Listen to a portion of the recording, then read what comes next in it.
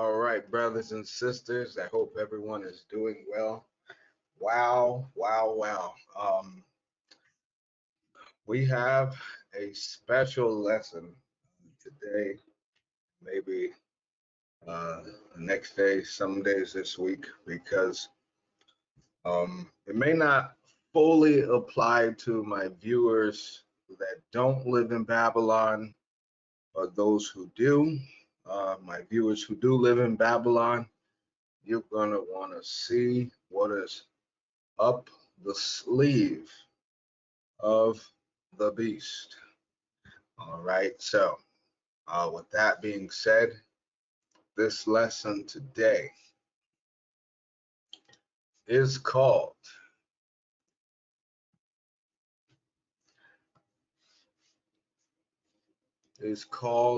the Great Recession.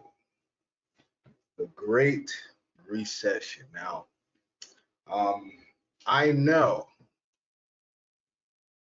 that Babylon has been in recessions on several occasions throughout its inception, as they say in so-called 1700s, and making uh, the, um, the Declaration of so-called Independence on 1776. And there's been just quite a few recessions. There's been a Great Depression, but I decided to call this Great Recession. And why I'm saying that, brothers and sisters, you're going to see videos, articles, and we're going to match it up with scripture. Okay. Um, in light terms, today I'm going to go over where we are now in Babylon.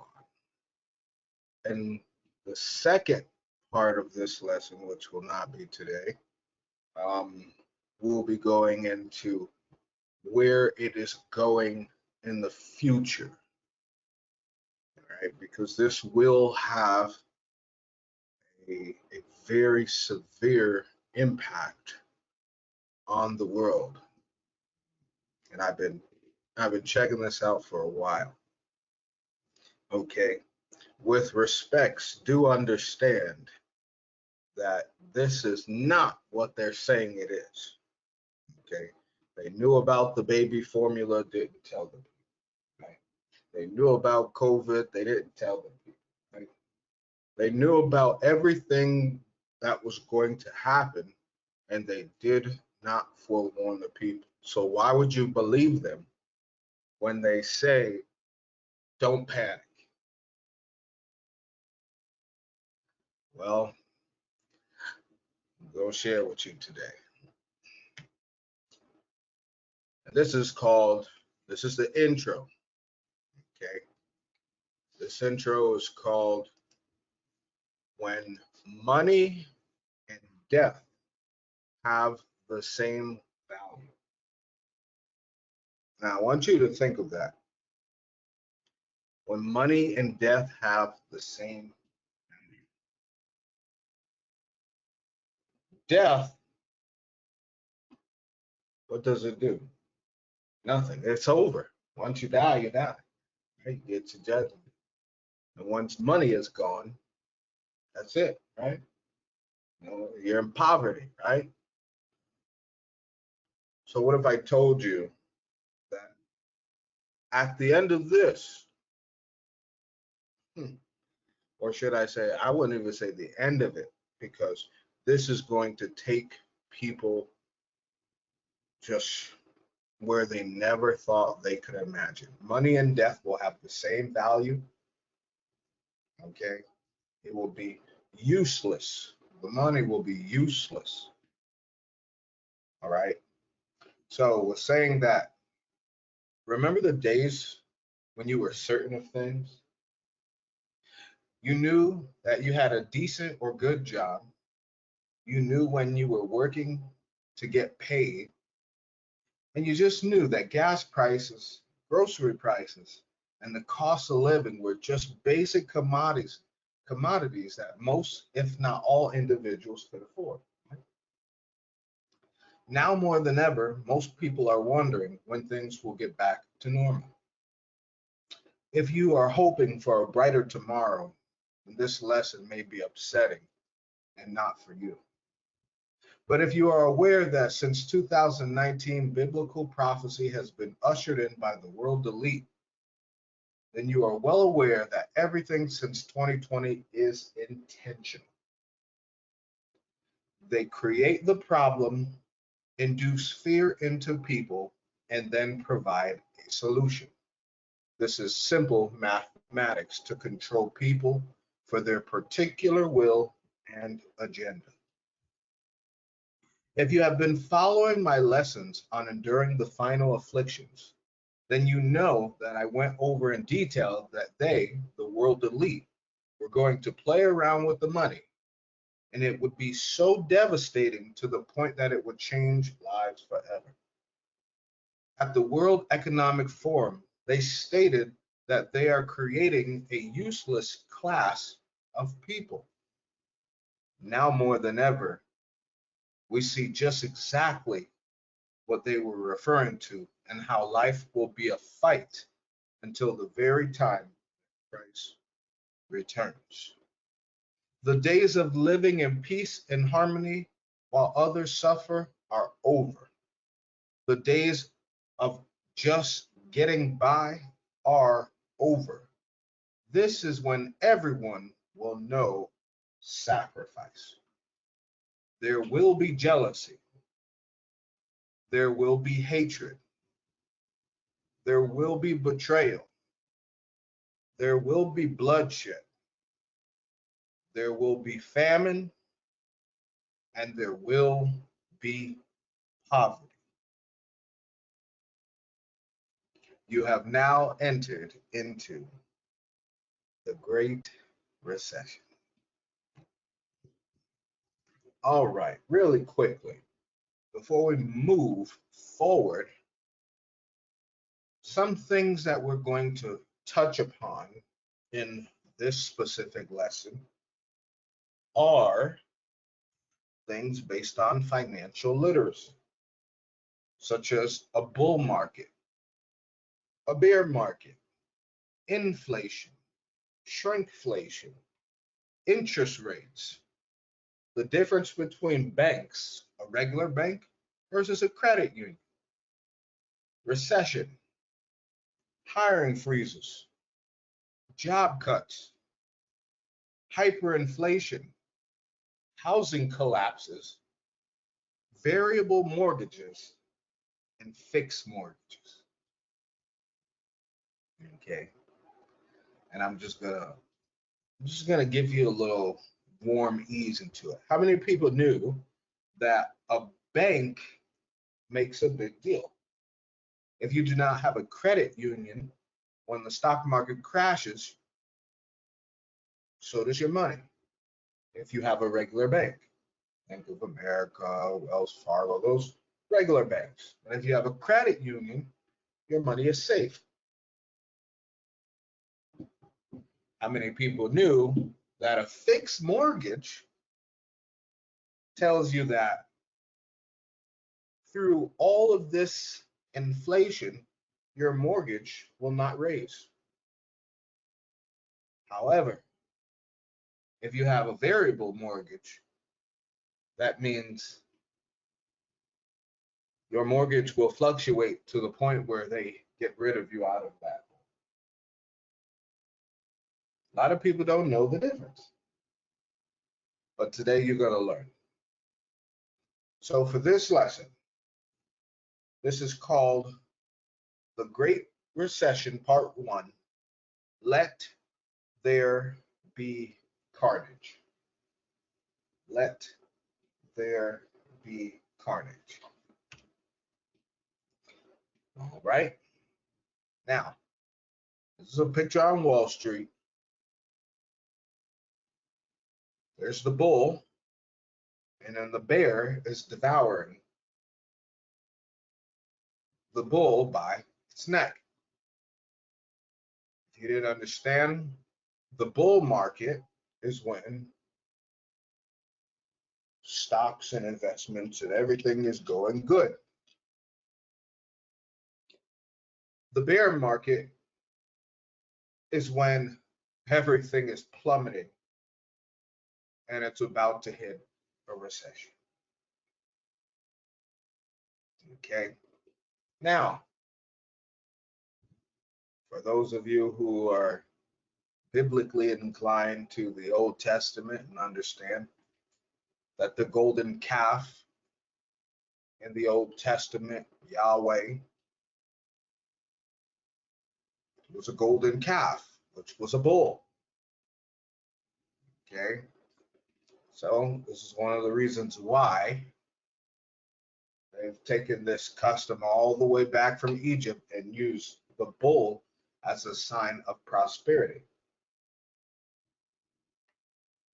Now, the bear is biblical as well. And today, we will be going to the understanding of what that bear means biblically. So,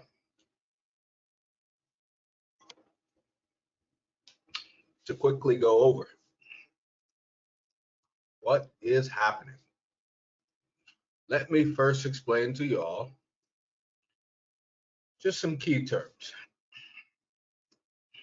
Let's see.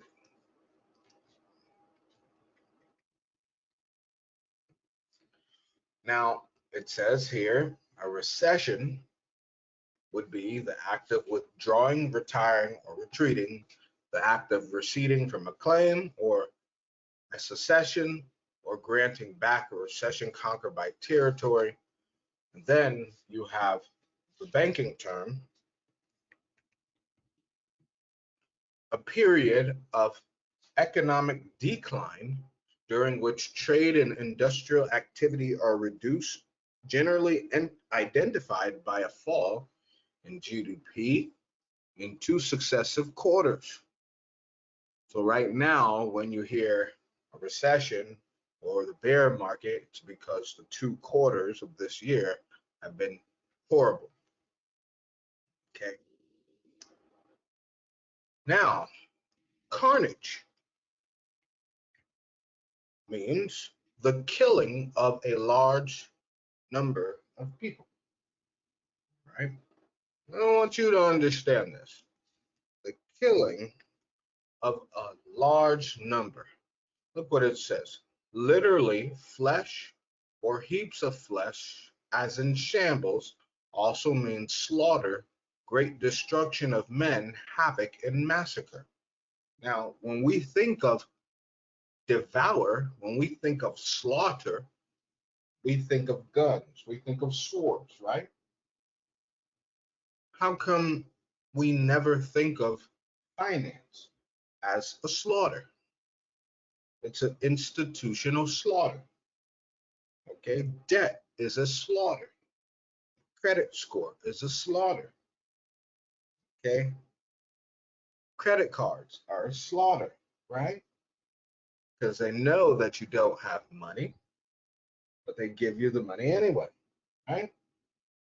And then they want twice as much back. So carnage. Let there be carnage. And I know if anyone has watched that movie Venom, you understand that I took it just from that. I said, you know what, this is deep. Because when I think of the scripture and it talks about the bear, I understand that a bear devours flesh. Okay, a bear devours flesh. And I said, man, this is like right on. Okay, so let me read a little bit, and like I said, I'm gonna show you videos, so be prepared to take notes, you guys. Ezekiel chapter 7, verse 1 through 6 reads,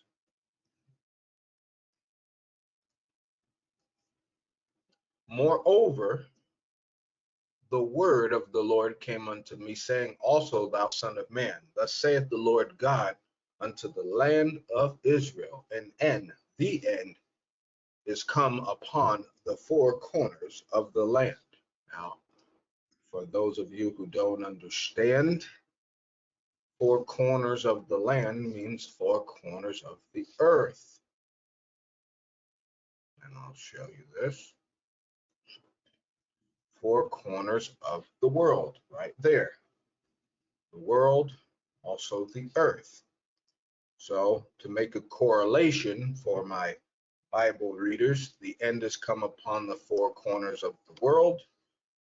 Revelations chapter 7. It said what? After these things, I saw four angels standing on the four corners of the earth, holding the four winds of the earth. Okay, so this is what? A correlation to this scripture. The end is here.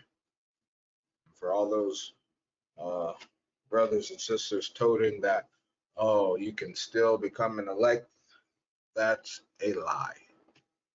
A lot of people don't want to tell the truth, but the truth is, since these things have begun, because the earth is hurt, the sea is damaged, the trees and the grass is finished, the Most High has already sealed the servants. And this is how we know the end is here, when the entire world is afflicted. You understand?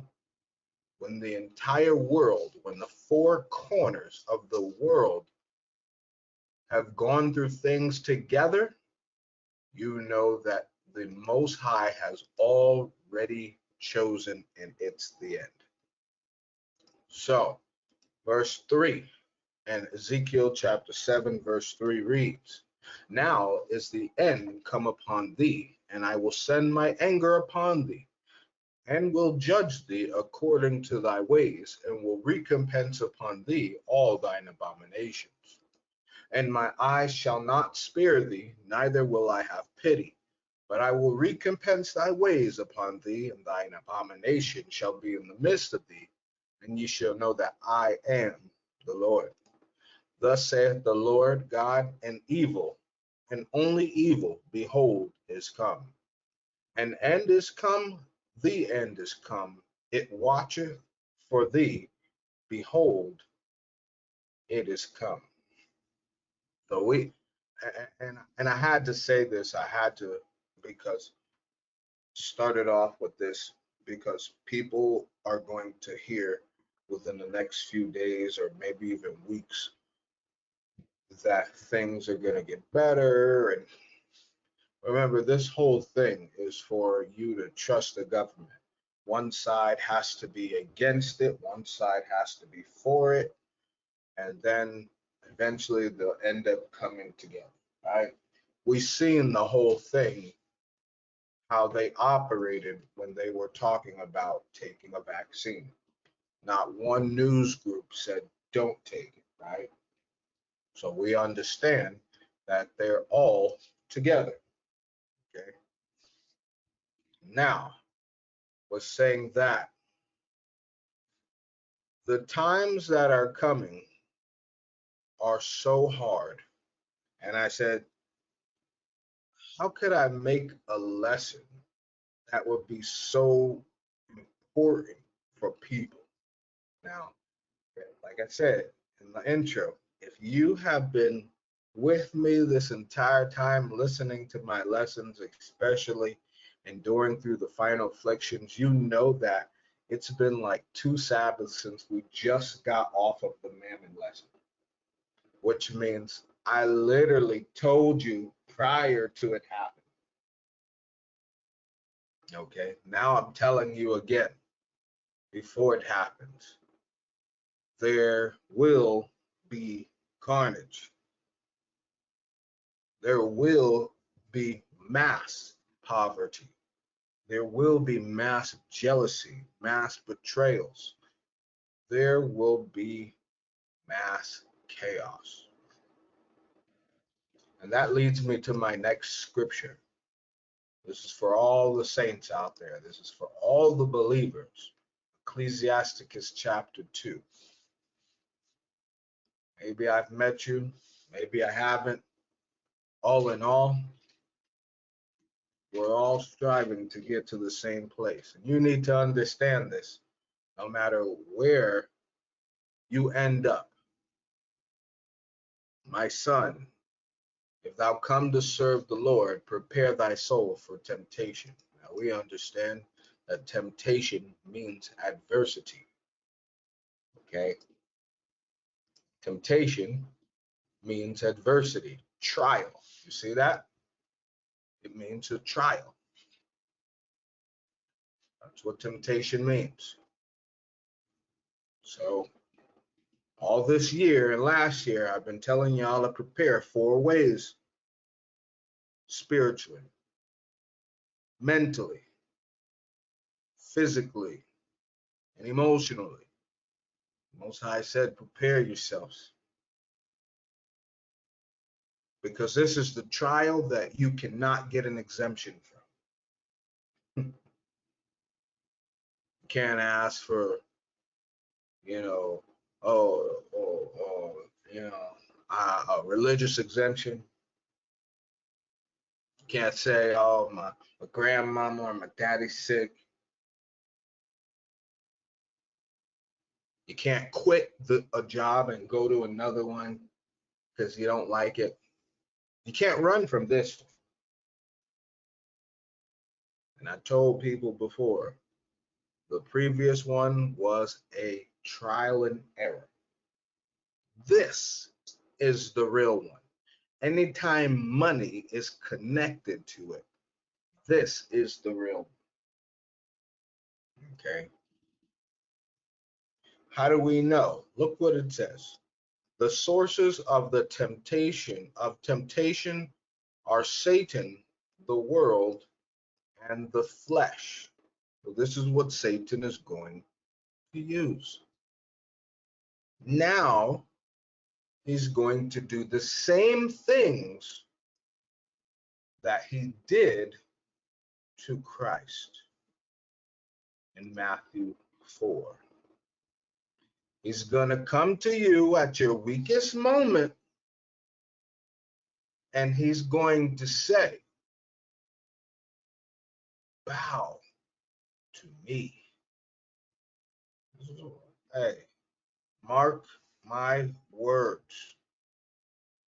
Verse 8, and again, the devil taketh him up to an exceeding high mountain and showeth him all the kingdoms of the world and the glory of them. So just when you are at your lowest point, Satan's going to say, you need my mammon. You need me. You need my world. You need what I have constructed.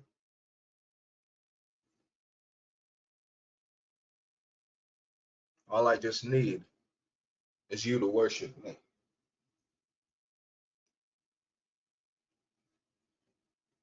This is where it's going. Going back to Ecclesiasticus chapter 2, verse 1. So prepare your soul, brothers and sisters, wherever you are. Set thy heart aright and constantly endure, and make not haste in the time of trouble. That means just don't get up and run just because something is bad. Not everything is meant to run away from.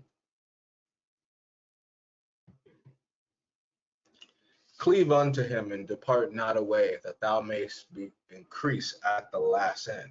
And you're going to see, remember this scripture, increase at thy last end, because through this, the Most High's chosen will prosper. Watch what I say. We will prosper. Now, for all those who have been prospering before, that increase is not for you.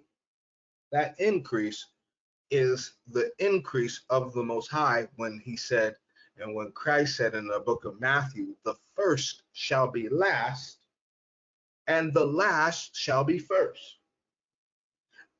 And without a shadow of a doubt, you will see if the Most High really loves you, or if he wants you to prove yourself a bit more. Everyone will see. So some people, regardless of a financial collapse worldwide, there will be individuals chosen by the Almighty to be increased at this last time. It won't even affect them. The only time it'll affect them is when they go out and see people. That's it. However, verse 4, whatsoever is brought upon thee, take cheerfully, and be patient when thou art changed to a low estate. So when Christ said, the first shall be last, and the last shall be first. If you have had a home and you're about to lose it, and people haven't had a home and they're about to get one, do understand Christ is flipping it. So while you were living good in the house and they were living low, now is the time where the Most High says, now I'm going to flip the switch, and you are going to live like those people who are low, and they're going to live like you. Not for the whole time, for a little bit. And they're still going to worship the Most High. But all in all, it's to prove yourself. And I'm going to show you this in Scripture.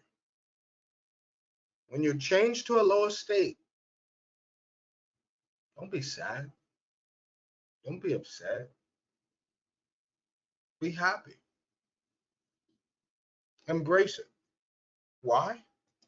For gold is tried in the fire, an acceptable man in the furnace of adversity.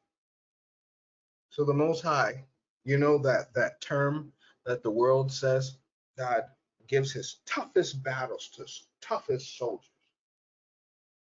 That's literally what it's saying. Acceptable men only can deal with the furnace of adversity. Continuing, believe in him and he will help thee. Order thy way aright and trust in him. That means order your life according to this Bible.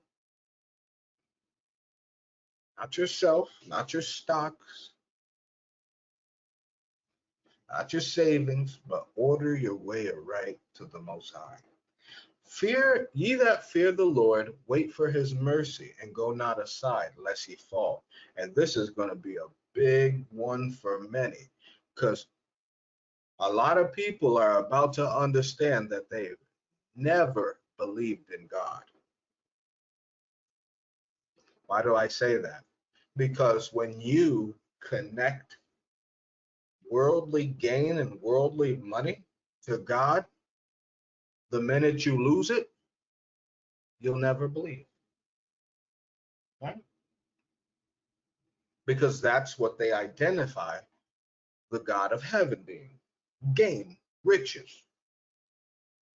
So you're going to see a lot of people fall from the Most High in this. I know a lot of Israelites who started trucking companies and businesses, and boy, wait till you see it. I got a video where it said the one trucker was paying for 3 trucks. He's paying $20,000 in gas. That's 3 trucks. Now, you see the back end of this is brothers and sisters who started businesses. It's great. It's great.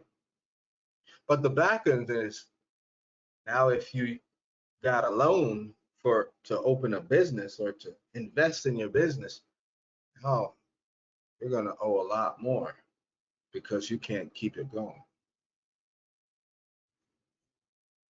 So Whoever told these individuals to create a business, they failed them drastically. They failed them. Watch how many people are going to survive. $20,000 for diesel to fill up a big rig a, a week.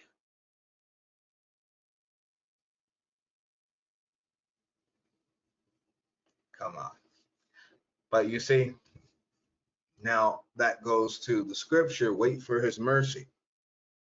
How many people today, if the stock crashed and you went to check your bank account and it said zero, how many of you would wait to see what the Most High said before you start crying and panic? This is where it's going to come to. Because if you do cry, if you do panic, you will fall. This is why I said, brothers and sisters, get yourself together spiritually. Get yourself together mentally, physically, and emotionally, because all areas will be severely tested. All areas. Ye that fear the Lord, believe in him, and your reward shall not fail. Ye that fear the Lord, hope for good and everlasting joy and mercy. Look at the generations of old and see, did ever any trust in the Lord and was confounded? Or did any abide in his fear and was forsaken? Or whom did he ever despise that called upon him? For the Lord is full of compassion and mercy, long suffering, very pitiful, and forgiveth sins and saveth in time of affliction. Remember, he saves in the time of affliction. Now, affliction is a state of being afflicted, pain, distress, grief. Now, many people are going to are praying for, to get their money out and all these things. Yes, you should get your money out. If you have a regular bank, take your money out.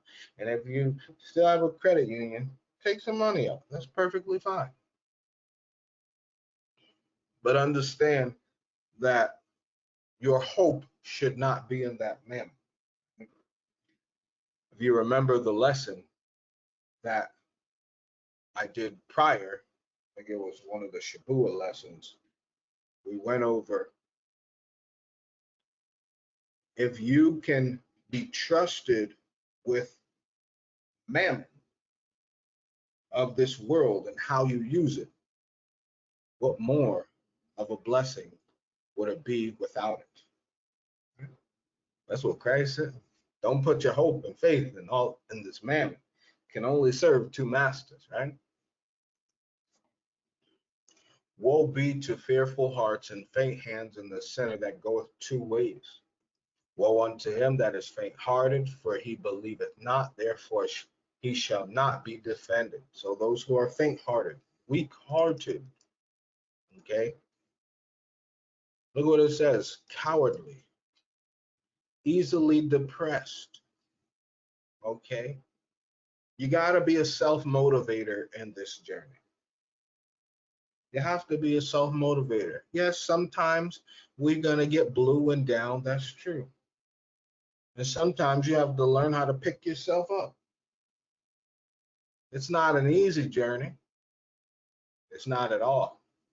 Don't be fooled by all those false shepherds and false pastors that have told you this, because I don't hear none of them anymore. They're crickets. But understand that if you're weak-hearted, Most High wouldn't defend you. He's not going to go back on his word, because then it makes him look like a liar, because he's what? Pacifying what he said not to do. Be strong and he will defend you. Be weak and cowardly and you're going to have to fight on your own. Trust me. When I show you these videos, You ain't gonna want to fight on your own, because you ain't gonna make it. Woe unto you that have lost patience, and what will you do when the Lord shall visit you? Boy, I'm sorry, but I've been an individual who's been in this journey with my wife and my family for a while, years, decades. And when I tell you there's nothing more sweeter in the Bible to me, besides going to the kingdom, there's nothing more sweeter on this earth before Christ come than hearing him say, the first shall be last and the last shall be first. There is nothing more that brings my heart joy, because oh my, so many people in this world have prospered, and so much more who have suffered. And even it tells us in the book of Proverbs and the book of Psalms, even in Ecclesiasticus, the wicked prosper. And there were points where we were going to get upset and say, Most High, why do they have what we should have? We're the ones serving you.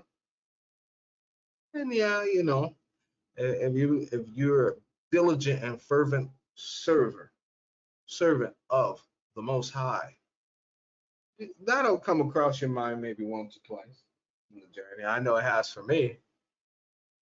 I've shed quite a lot of tears on this journey. I still keep going. I don't lose patience. Most High says, wait. Simple. And in patience, I'm gonna let you know, the Most High's patience isn't your patience. For example, if you're having an emergency, maybe with something on the bank or a job or something like that, or maybe even you're wanting to call or do something. Most of the times in the world has 5 business days, right?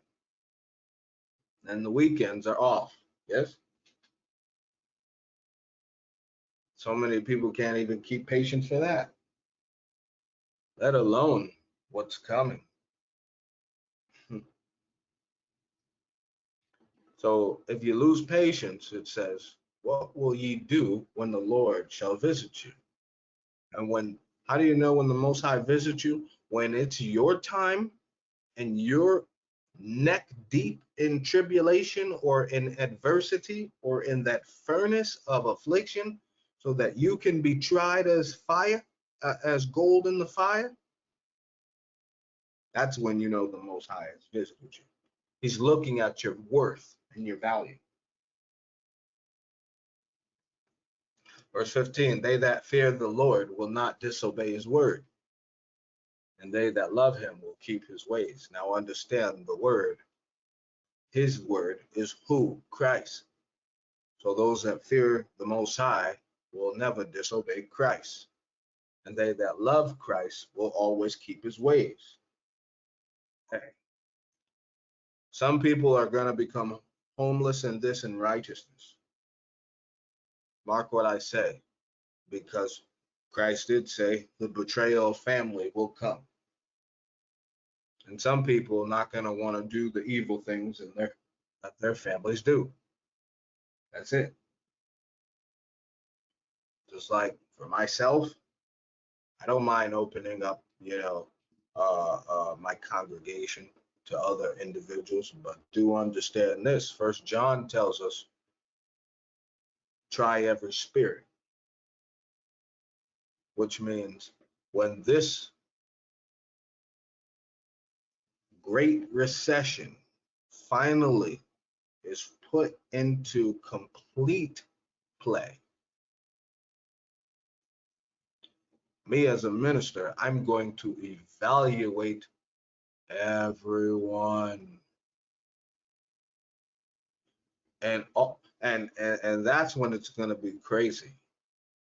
You know why? Because people thought I may have been tough as a minister. Now, if I hear the slightest slip up in a word, you cut you off, because we ain't playing.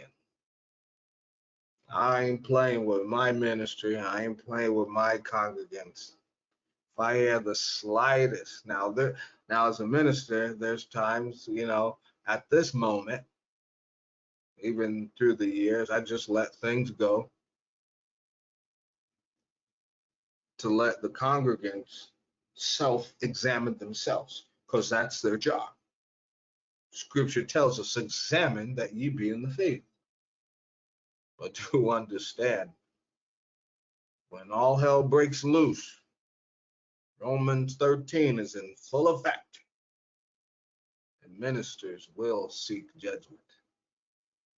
Mark my words. So, for those individuals who are struggling with Christ, you better learn about him. For those of you who don't know about him, learn about him, because Christ said, give up family. Christ said, give up houses. Some of you are going to have the opportunity to give up houses. We're going to see how well you follow Christ.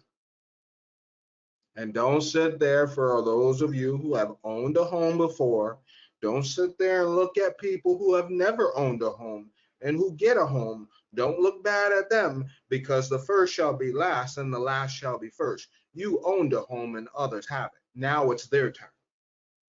That's biblical. You must suffer like others. That's fair. That's fair. That is fair. And that's, think about it. That's how much the Most High loves his people all over the world, Jews and Gentiles. He loves his people to the point he says, you know what? I'm not going to forget about you when I am set to have my son return. I will change things. Everything will be even, and I will make you first, because you were once the tail. So all those of you who've had homes, and condos, and nice things, smile when you see those who are lowly get the good things, because they deserve it more than you can ever imagine. Verse 16, they that fear the Lord will seek that which is well, pleasing unto him, and they that love him shall be filled with the law. They that fear the Lord will prepare their hearts and humble their souls in his sight, saying, we will fall into the hands of the Lord, and not into the hands of men. For as his majesty is, so is his mercy. And this is a tough scripture, because I told you all, prepare. Look what I've been teaching you. My son, when thou come to serve, prepare thy soul. I told you to prepare spiritually, didn't I? Set thy heart aright. I told you to what? Prepare emotionally and mentally, right? I told you to prepare your hearts, prepare your mind. I told you to do all these things. And now the curtain is being closed and the show is almost over. Did you pay attention though? I hope so. Because I told you, because those who fear the Most High were to prepare and to be humble. Is to be humble in mentality, humble emotionally. Yeah, it's going, hey, and this is the time. Mark what I tell you today, June 15th. All right? Mark what I tell you. This great recession, we will find every single Judas. Judases will not be able to hide anymore. Watch what I say. Watch what I say. You may say, Minister Yeshua, how do you know this? Ecclesiastes, Old Testament, chapter 3. Follow me. Hear me out. To everything there is a season and a time to every purpose under the heaven. A time to be born and a time to die.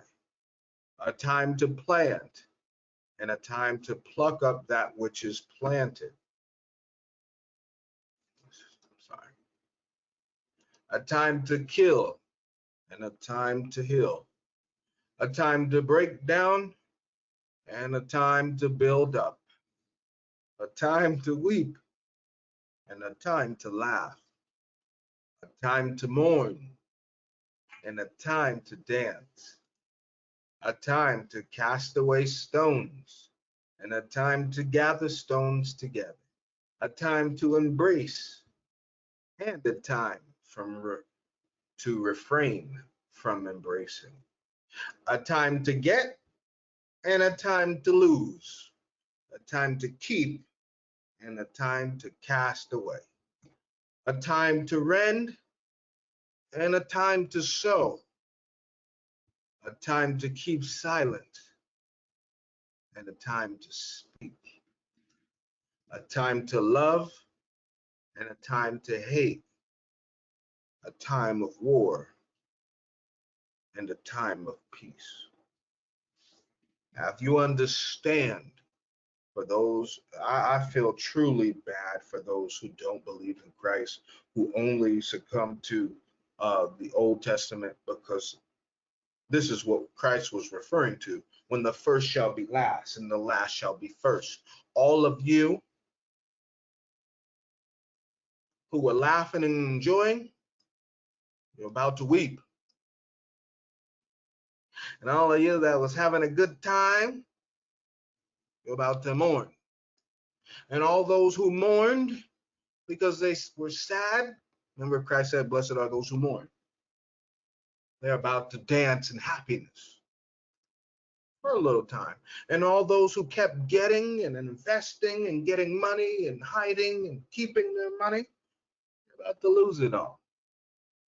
And all those of you who lost your life and your savings for Christ, you're about to get it all back.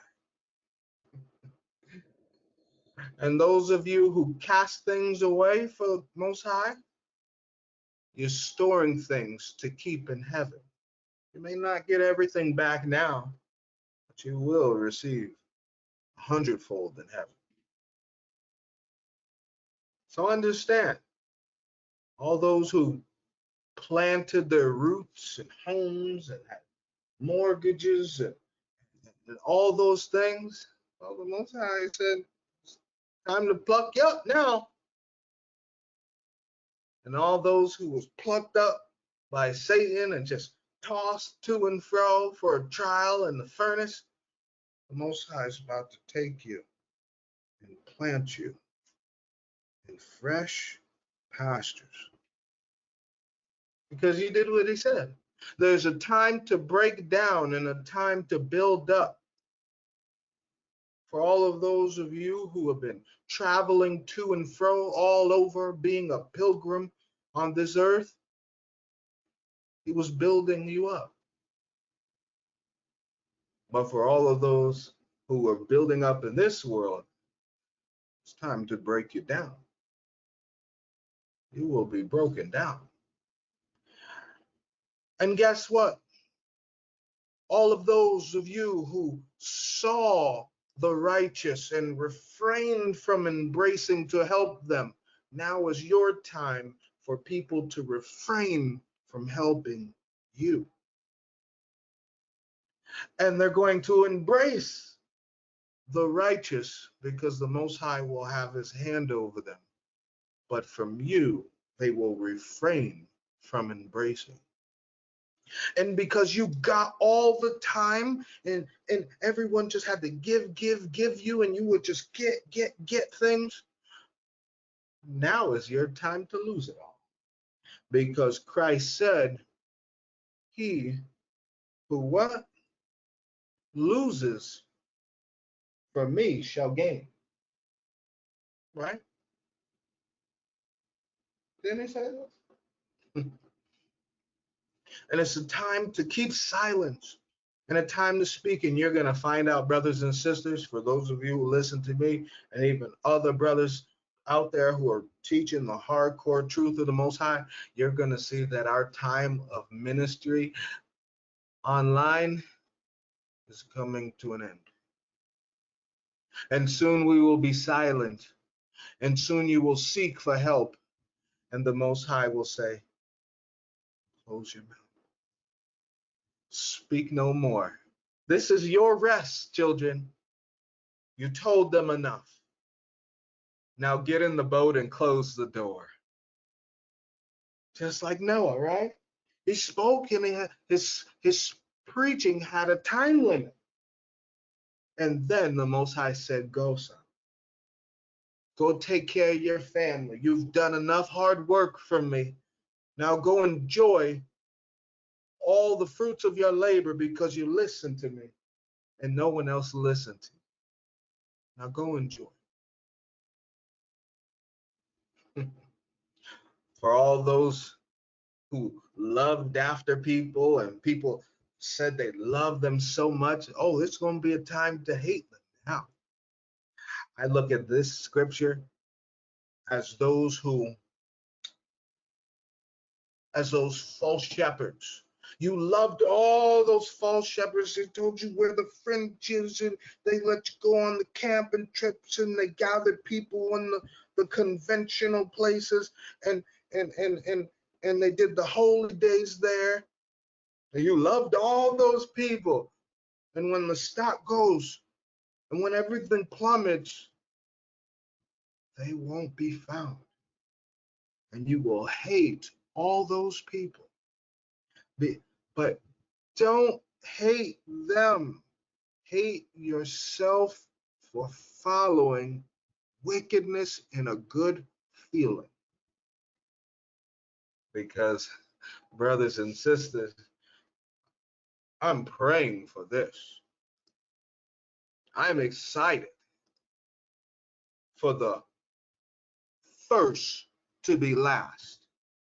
I'm excited for all my brothers and sisters out there who've been last, and for the Most High to give them the first and show them what they're worth. I'm excited for them because now is our time. What profit hath he that worketh, and that wherein he laboreth? I have seen the travail which God hath given to the sons of men to be exercised in.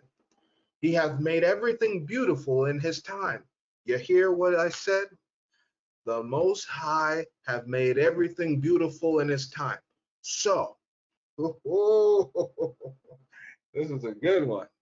All of those who enjoyed prior to COVID, that was your time. It was beautiful. Now it's our time. Step aside. Watch the Most High flip it.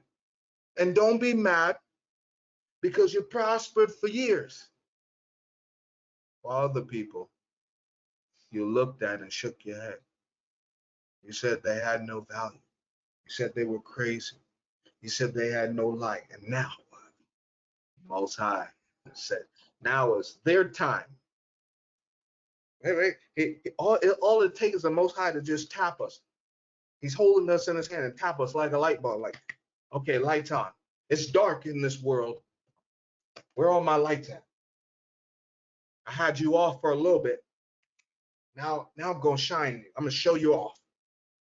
So while they're losing their homes, while they're losing their jobs, while they're overselling their homes or over renting their homes because they can't keep up with inflation. Most High said, children, you don't got to worry about that. I'm going to let you be the light. I'm going to show them who's going to shine.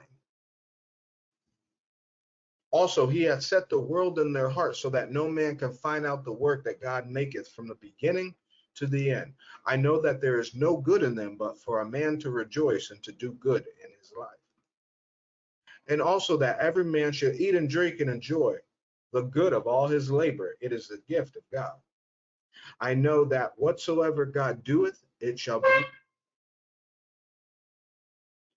I know that whatsoever God doeth, it shall be forever. Nothing can be put to it, nor anything taken from it. And God doeth that men should fear before him. And so, look at when the people prosper. You're going to fear. You're going to be like, whoa, these people, I would have never thought this. That which hath been is now, and that which is to be hath already been, and God requireth that which is past. Moreover, oh boy, here it is. And moreover, I saw under the sun the place of judgment, that wickedness was there, and the place of righteousness, that iniquity was there. I said in mine heart, God shall judge the righteous and the wicked, for there is a time there for every purpose and every work. Verse 18, I said in mine heart concerning the estate of the sons of men, that God might manifest them, and that they might see that they themselves are beasts. So while all of this is happening, the Most High is going to make people manifest. You and I will witness those who are light in salt, and we will witness the Balaams. We will witness the Nicodemus. We will witness the Herods. We will witness the Nimrods. We will witness the Esau's. We will witness the Pharaohs. We will witness the Judases. We will witness the Jezebels. Oh, it's about to get real. It's about to get real.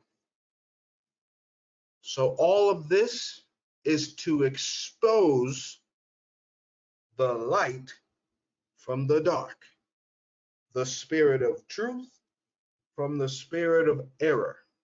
It is about to get real. And for those of you who understand, praise the Most High. But when you have to make sacrifices, understand this. Daniel 12:10. Many shall be purified and made white and tried, but the wicked shall do wickedly, and none of the wicked shall understand, but the wise shall understand. So don't worry. Don't worry. If loved ones or friends or coworkers or cousins or whatever the case, or uncles and aunts and grandmas and grandpas, don't worry if they don't understand. It's as simple as that. I ain't even gonna cookie cut around it. You don't understand, ask for help. But guess what? Do you understand why it says the wicked shall not understand? It's because the wicked are prideful and they refuse to say, I need help. They refuse. How many people, they hear something and then they get salty? Who cares? And that's one of the things that, in this journey as a minister, I've seen a lot. Okay, there's someone I remember in Africa, I told this one man, hey, if you follow the Bible, you should be reading. And he's like, well, I just go to church and get a blessing, and I do pretty good. And I said, we'll see who gets to the kingdom first with that mentality, because that's not in the Bible. He got so upset. I said, can you show me that from your Bible or from my Bible?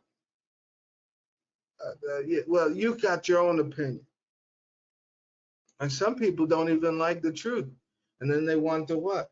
They want you to explain yourselves. Let me explain to you.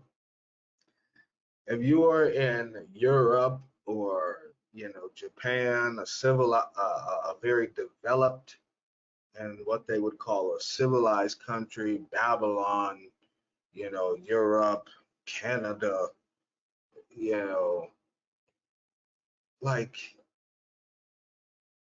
Google is a tool, and you can find things up there if you want. Just like if you go and click on YouTube, you know to click on how to create a business, don't you? Because you looked it up, or how to sew up your clothes, right? You looked it up. So why is it so hard to look for the truth? The wicked are prideful, and because they may have read or because they don't want to change,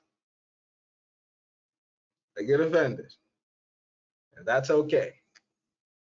Now, with this separation of individuals, a lot of people are going to be separated from people they thought they loved, husbands, wives, boyfriends, girlfriends, whatever the case is. I don't support that, but I'm just saying, whatever the case is. And in that separation, we are being led to something. Matthew 9, 35 through 38 reads, and Yeshua went about all the cities and villages, teaching in their synagogues and preaching the gospel of the kingdom and healing every sickness and every disease among the people. But when he saw the multitudes, he was moved with compassion on them, because they fainted and were scattered abroad as sheep having no shepherd. Then saith he unto his disciples, the harvest truly is plenteous, but the laborers are few. Pray ye therefore the Lord of the harvest that he will send forth laborers into his harvest. Now, it's going to be a lot of individuals who don't know what's going on. They're supposed to be praying for laborers, people who've done the groundwork. I'm going to show you. But why would you be praying for a laborer? Because this great recession is going to do something. What is going to happen? Jeremiah 23, verse 1. Woe be unto the pastors that destroy and scatter the sheep of my pasture, saith the Lord. Therefore, thus saith the Lord God of Israel, against the pastors that feed my people, ye have scattered my flock and driven them away, and have not visited them. Behold, I will visit upon you the evil of your doing, saith the Lord. And I will gather the remnant of my flock out of all countries, whither I have driven them, and will bring them again to their folds, and they shall be fruitful and increase. And I will set up shepherds over them, which shall feed them, and they shall fear no more, nor be dismayed, neither shall they be lacking, saith the Lord. Behold, the days come, saith the Lord, that I will raise unto David a righteous branch, that's Israel, and a king shall reign and prosper, and shall execute judgment and justice in the earth. In his days, Judah shall be saved, and Israel shall dwell safely. And this is his name whereby he shall be called, the Lord of righteousness. Therefore, behold, the days come, saith the Lord, that they shall no more say, the Lord liveth, which brought up the children of Israel out of the land of Egypt. But the Lord liveth, which brought up and which led the seed of the house of Israel out of the north country, and from all countries whither I had driven them, and they shall dwell in their own land. So understand this. When the money goes, the Most High is going to start picking off these pastors, and you're going to see, but he wants to expose these people who have what? Been feeding people who actually love him, but wrong. And when it says to scatter, you've scattered my people. Look what it says: disperse, retire, okay? Shake, you break them, okay? So what does this mean? You close the church down, you close your organization down, you stop teaching, and then boom, all of a sudden the people have no idea what to do. That scatters them. They all, squirm all over the place and run because they don't know what to do. But it's okay, because the Most High Christ said, pray for the laborers. And the Most High said in Jeremiah 23:4, I will set up shepherds that will feed you. And that feeding is teaching. And when you learn, that removes fear. Okay? And it says, neither shall they be lacking. So, which means you will understand your purpose, your God given purpose as to why you were created only with a true shepherd. You notice how in churches, in congregations, even Israelite communities, no one is talking about how to understand your talents. They're never taught how to identify talents, though that was one of the most important parables from Christ. He said, if you don't use your talents and you hide them, you were an unfaithful servant that will be cast to the fire. But they never talk about that. So you would receive all these things and be saved and dwell safely. So with a proper shepherd or a leader, you will live in safety. It's one of those things, though. I've said for congregants, just shut up and listen. Because, and it may sound mean, but in the if the world was a good place and if it was proper, the churches would have saved everyone. But when you talk to an atheist, when you talk to a sodomite who's been in the LGBT community, the first thing they say is, oh, I've been in the church and people look at me differently. They're so hypocritical, right? And my congregation, as me being a minister, let me know if someone look at you ugly. I'll be the first person to get rid of you. We ain't operating the way that those churches do. We trying to get souls to the kingdom. I will cut one off to save 100. Trust me. Trust me when I say it. I will cut one off to save 10. I don't care who he is. We getting souls to the kingdom. That is my business, and that is what I'm in this for. Nothing more, nothing less. Getting to the kingdom and getting souls there with me. All right. So you may be saying, Minister Yashad, What if I'm listening to you or someone else is listening to someone else, right? How does this work? We may be all in different locations. 1 Corinthians 3, verse 6 through 15 states, I have planted, Apollos watered, but God gave the increase. So then, neither is he that planteth anything, neither he that watereth, but God that giveth the increase. Now he that planteth and he that watereth are one, and every man shall receive his own reward according to his own labor. For we are laborers together with God, and ye are God's husbandry, ye are God's building.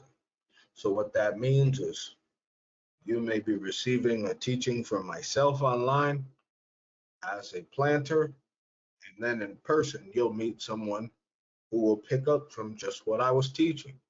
And so this teaching will have served as a foundation, and they'll come and water, and vice versa. If someone who was listening to someone else, and then they're in the same region that I am in, and we're no longer having communication, they'll end up meeting myself, and I'll pick up right from where the other brother left off.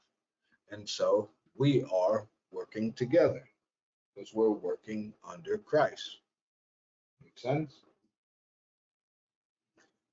Verse 10 reads, according to the grace of God, which is given unto me as a wise master builder, I have laid the foundation, and another buildeth thereon. But let every man take heed how he buildeth thereupon. And this is so important because as online minister and in person, but as an online minister, I'm giving you, supplement. I'm giving you foundation. But here, the Most High says, what I feed you with, it's up to you on how you build it. So I'm not, like ministers are not necessarily held liable as to how congregants would build. We're more liable as to being an example and teaching you the right things. Okay? So once I teach you how to build it and your talent and how to move and and what the Most High expects of you and different things like that, it's up to you to study to show thyself approved, not only in the word, but examine and study yourself as to how you will use those talents. Okay, and that's how you build on the foundation of Christ. Verse 11, for other foundation can no man lay, and that is laid, which is in Yeshua Christ. So that means if you use your talent, it should be in the name of Christ. So for example, no one can say that an athletic ability is a talent. I know that's very controversial, but no one can say that an athletic ability is, a foundation of Christ. Why? Because Christ wouldn't have had you playing football or basketball all your life. I'm sorry. Or hockey or golf or baseball or tennis or volleyball or bowling or swimming. He would have never had you be an athlete for this world, because how would you use your talents to help someone else, right? Unless you're going to go to a community and train up children, but then ultimately you're training children to do the same thing you're doing. And those have nothing to do with Christ. This is why the next scripture reads, verse 12. Now, if any man build upon this foundation, gold, silver, precious stones, wood, hay, stubble, every man's work shall be made manifest, for the day shall declare it, because it shall be revealed by fire. And the fire shall try every man's work of what sort it is. If any man's work abide which he hath built thereupon, he shall receive a reward. If any man's work shall be burned, he shall suffer loss, but he himself shall be saved, yet so as by fire. And so what this means, and this one is one of the most relevant into this day. Okay. The Great Recession is coming. People's homes, people's cars, their specific finances, how they lived, all these things have a foundation. For example, you go to a store, the foundation of you buying something is a reason, right? What's the reason behind buying that TV? What's the reason behind buying that motorcycle or that car? What's the reason behind you buying that house? What's the reason behind you buying, a gym membership? What's the reason behind you buying those headphones or those rollerblades or whatever the case it is? What's the reason behind you buying that PlayStation or that Xbox? Okay? Hey, your foundation is going to be touched with fire. And what is fire? Fire is the furnace of adversity. It's true. And it's so crazy because, when COVID was over, you know, and the lockdowns were easing, everyone went back and, they went and started spending again, right? And buying different things as if things was normal.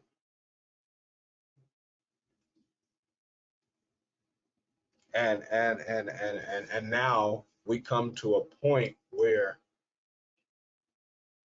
everyone's just like in some kind of panic because they don't know what's happening, but they failed to follow the Most High. When the Most High said in 1 Thessalonians 5:1 through 4 reads, "But of the times and the seasons, brethren, ye have no need that I write unto you. For yourselves know perfectly that the day of the Lord so cometh as a thief in the night. For when they shall say peace and safety, then sudden destruction cometh upon them, as travail upon a woman with child, and they shall not escape.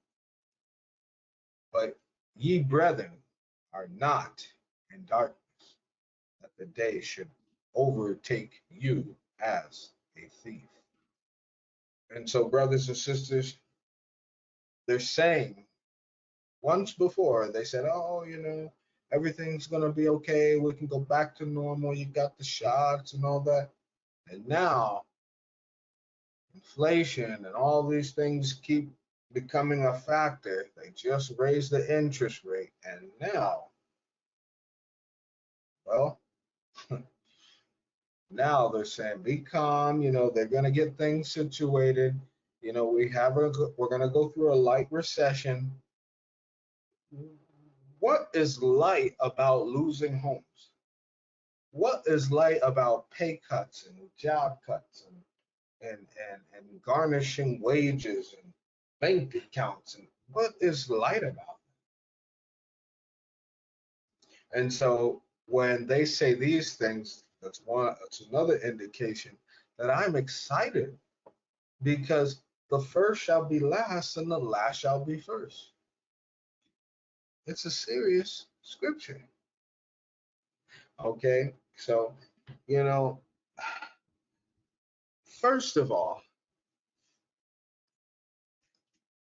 before I play these videos, and I did this on purpose to touch on the pastors and the ministers and the elders and the so-called priests and all these people who have positions in churches over people. If they aren't teaching you, or if they haven't taught you to prepare consistently, they have failed you. And brothers and sisters, we are about to see the real men of the Most High work. But It takes one thing, brothers and sisters, a time of silence and a time to listen. Because if you were under the wrong guidance and leadership, you should not be saying anything. You should be observing righteousness and listening so that you can have your place in the kingdom of heaven. With that being said, brothers and sisters, let's get further into the carnage that's taking place, and it's about to take place.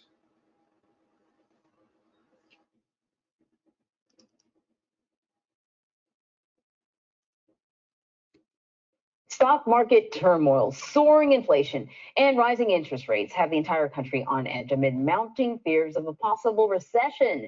The S&P 500 closed in a bear market yesterday. Just a quick refresher now. That means that the index fell 20% or more from a recent high. The Dow and NASDAQ also plunged ahead of a Federal Reserve's high-stakes meetings today and tomorrow. CBS's Naomi Ruckham is here with more. Naomi, good morning. And Marie, good morning. There are new fears of a recession after a miserable start to the week on Wall Street. All major indexes are facing deep declines, with the S&P 500 tumbling to a bear market. Many Americans are worrying about their retirement funds as stocks dropped to new lows for the year. A bitter day on Wall Street has Americans worrying about their retirement funds, along with everyday expenses. We're confined, we're just being like kept prisoners in our own little spaces because we can't afford to do anything. Stocks plunged Monday across the board over concerns about inflation and higher interest rates. The S&P 500 dropped 151 points, down more than 20% from January highs, firmly landing in the claws of a bear market for the first time since the start of the pandemic. I think there was this fear that, in fact, higher prices and rising interest rates are going to keep eating into corporate profits, and that consumers are not going to be able to maintain their current level of spending. Tech companies like Amazon and Apple pulled the NASDAQ into deeper declines. The crypto market crashed too, wiping out billions of dollars. Investors are closely watching the Federal Reserve, which is meeting this week to discuss raising interest rates at least half a percentage point. Problem is that the Fed was late with fighting inflation, and now they're kind of scrambling. For those anxious about their 401ks, experts say riding out a downturn may prove a stronger strategy than selling off. You shouldn't just blow out of your stock positions just because what's happening today or tomorrow, even in 6 months. Most people who are investors are investing for the long term. But be patient. Bear markets can take 2 years or longer to break even. The Federal Reserve is ending its meeting tomorrow when Chairman Jerome Powell will make a presentation and take questions. Some economists are speculating that the Fed may raise rates by 0.75%, something that hasn't happened since 1994. Anne-Marie? All right, Naomi, thank you. Now, a bear market in 2 to 3 years, also aka the time that supposedly Joe Biden gets out of office. So this inflation is just going to keep going. It's literally going to be someone's hands wrapped around your throat every single month. It's going to get worse. I'm going to show you.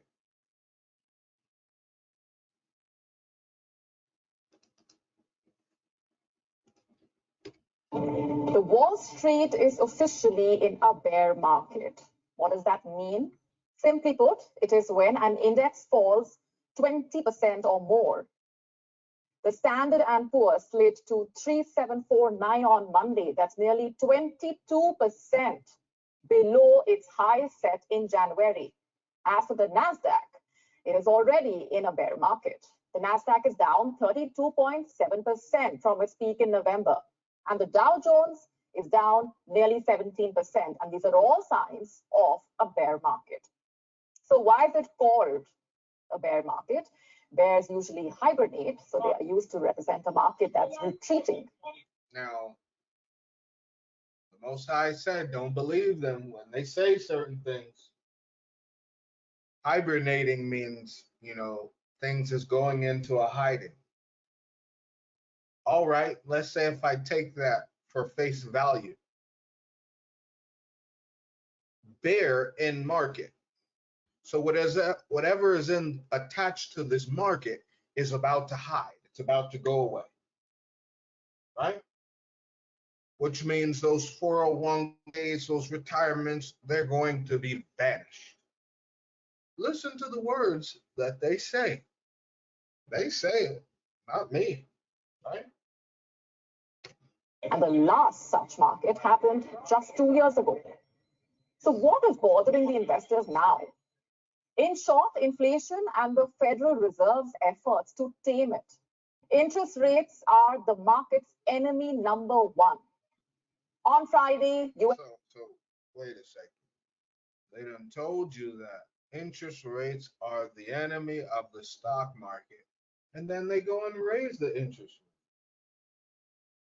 So I'm telling you to brace yourself. That's what I'm telling you. inflation report showed prices rising 8.6% in May. This is the fastest rate since 1981. This means the Fed will have to be more aggressive with the interest hikes. The Federal Reserve is set to announce its new policy. Low rates are a favorite of the market, so investors are now nervous about what the Fed will do next. Many believe the Fed could enter uncharted territory, a 75 basis points hike, and if that happens, it will be a very rare move. The last time the Fed hiked rates by 75 basis points was way back in 1994. So how long will the bear market last? On an average, bear markets have taken 13 months to go from peak to trough. Historically, the faster an index enters into a bear market, the shallower it usually is.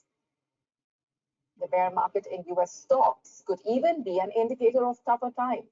It has often come hand in hand with recession. Since 1948, 9 out of 12 bear markets have been accompanied by recessions. 9 out of 12. And you think there's not going to be a recession?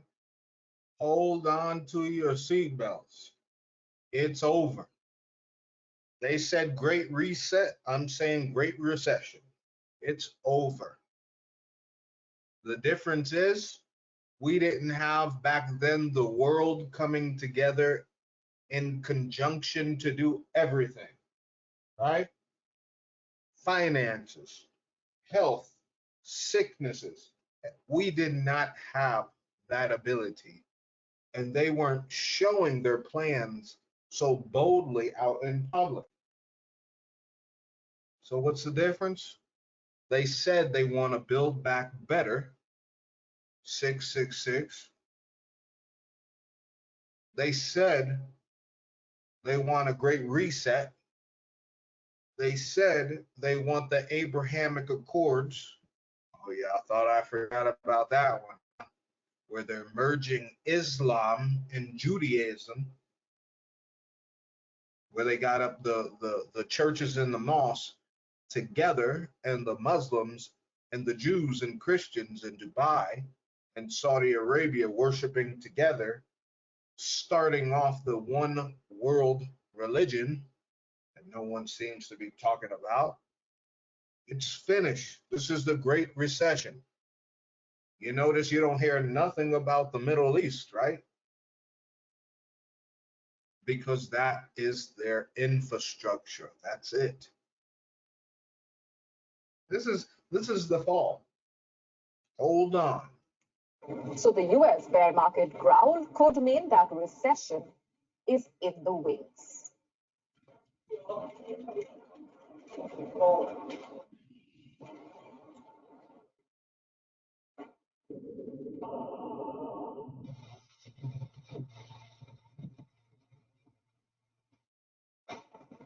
remember, Mr. Sharp, he told you. And better yet, I showed you. I showed you. Federal Reserve wants to take the sting out of rising inflation. Look, we are all feeling it at the grocery store, at the gas station. Yeah, I almost cried when I got groceries yesterday. Whew. The Fed is considering raising interest rates again, and that does have some investors worried. All the major stock indices took big losses today, including the S&P 500, which has fallen so much this year. Economists are tossing around a term you don't hear every day, a bear market. So what does this say about the U.S. economy and what's to come? KSHB 41 IT reporter Sarah Plake has the answer. Stocks fell dramatically on Monday, entering Wall Street into what's called a bear market. The Mid-America Regional Council talked to KSHB 41 News about what that means. The stock market, one of the indices, has declined by more than 20% from its most recent peak. A bear market is the opposite of a bull market, which is when stocks are high. Frank Lenk, Director of Research Services for Mark, says the bull market we've been in is coming to an end. So, what goes up must come down. And we were due for a correction and now a bear market, but no one really can predict when these things happen. However, everything we've gone through in the past year could be indicators. I think the oil prices in particular, and also the rate of recovery was really fast. The downturn was really fast, but the rate of recovery, at least nationwide, was at least twice as fast as our recovery from the Great Recession. From a much deeper hole. He's talking about people demanding products we can't produce, which causes inflation. And then you see people pulling their money out of financial markets. So it can be a snowballing effect that could lead to a recession. But it depends on whether the Fed can pull off what's called a soft landing, raising interest rates just enough to curb inflation without sending us into a downturn. Inflation just recently hit a 40-year high. However, Lenk says the economy is strong right now. Unemployment is low. Jobs are easy to get. Wages are rising. These are all great signs for an economy. So we have a long ways to go to get from here to a place where employers are starting to lay off workers and jobs are hard to find. Sarah Blake, KSHB 41 News. The Federal Reserve wants to take the sting out of rising inflation. Look, It's coming. It's coming. Don't worry, because check this out. The job cuts. This is 10 hours ago. Tesla. Staff cuts have kicked off. IKEA.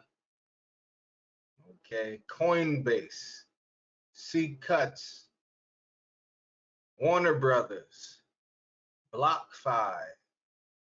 I mean, it's happening whether people want to see it or not. Layoffs, Compass and Redfin lay off hundreds of workers as housing market cools. Coinbase lay off 18% of staff. 18%. I mean, tech companies rocked by layoffs as industry faces biggest downturn in 2 decades. Look, tech lay off more than 7,000 layoffs. Tech facing hiring freezes. Chrysler, look at these, okay? All these plants, okay, producing things, they're gonna be cut off too. Where do you think this is going? Interest rate now at 8.6. Oh man. And I'm hearing by the end of the year, they're trying to get it to 11.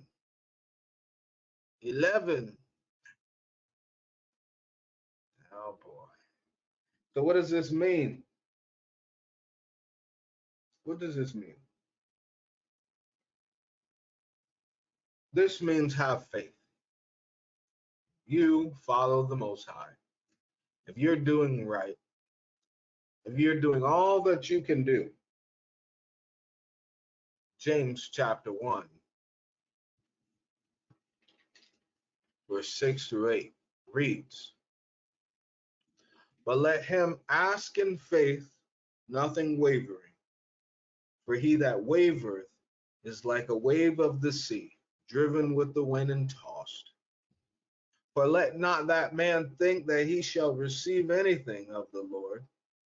A double-minded man is unstable in all his ways. So understand, a lot of people don't know, or should I say, most people, especially in Babylon and those, you know, uh, highly developed countries, most people don't know how to ask without money.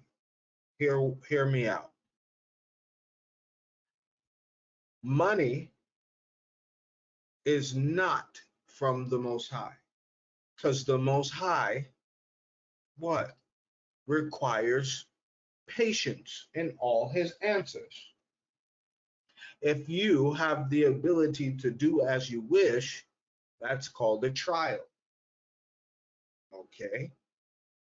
It's a test to see what you do, your reasoning.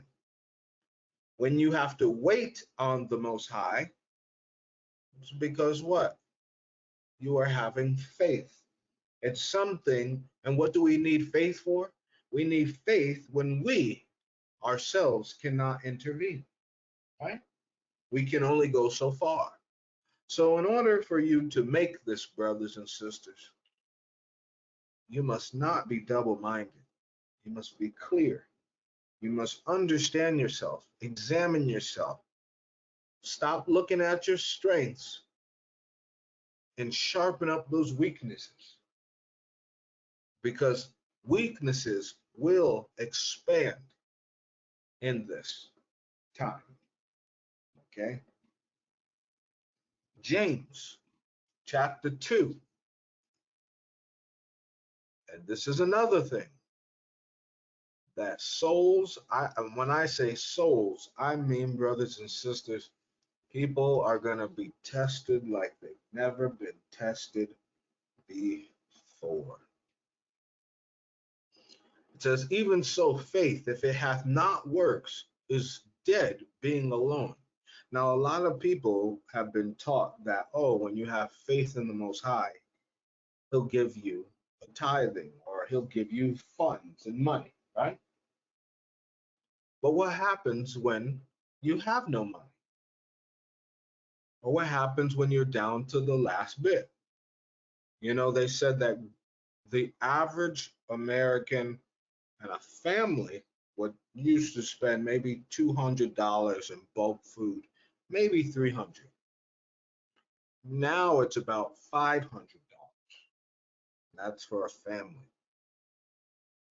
They said by July, or should I say by the end of July and August, close to September, Babylon should be expecting $1,000 grocery bills. So my question is for you, brothers and sisters, will your faith carry you beyond bread? Because let's go back to our Savior, okay? Matthew chapter 4. Every single person in this world is about to get the temptations of Christ. You may not be in the wilderness, but you're going to go without food. And Satan is going to say, use this resource to make bread. Just go to the government. They'll help you.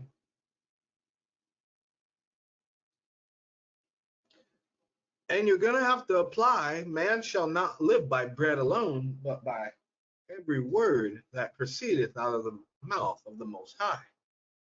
You're going to have to apply this more than ever. And then, because you don't have, Satan's going to show you that holy city, or show you a city, and say, just look at all the things you could have. Just do what I say.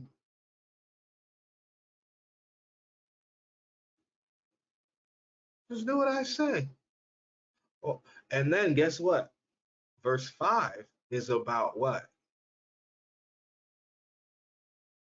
committing suicide. Did anyone notice that? He said it to the Son, if thou be the Son of God, cast thyself down. Okay, you say, Minister Yeshua, I think, maybe you're reaching here.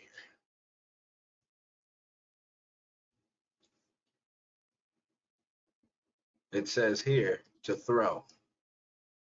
It says here to throw down. Okay.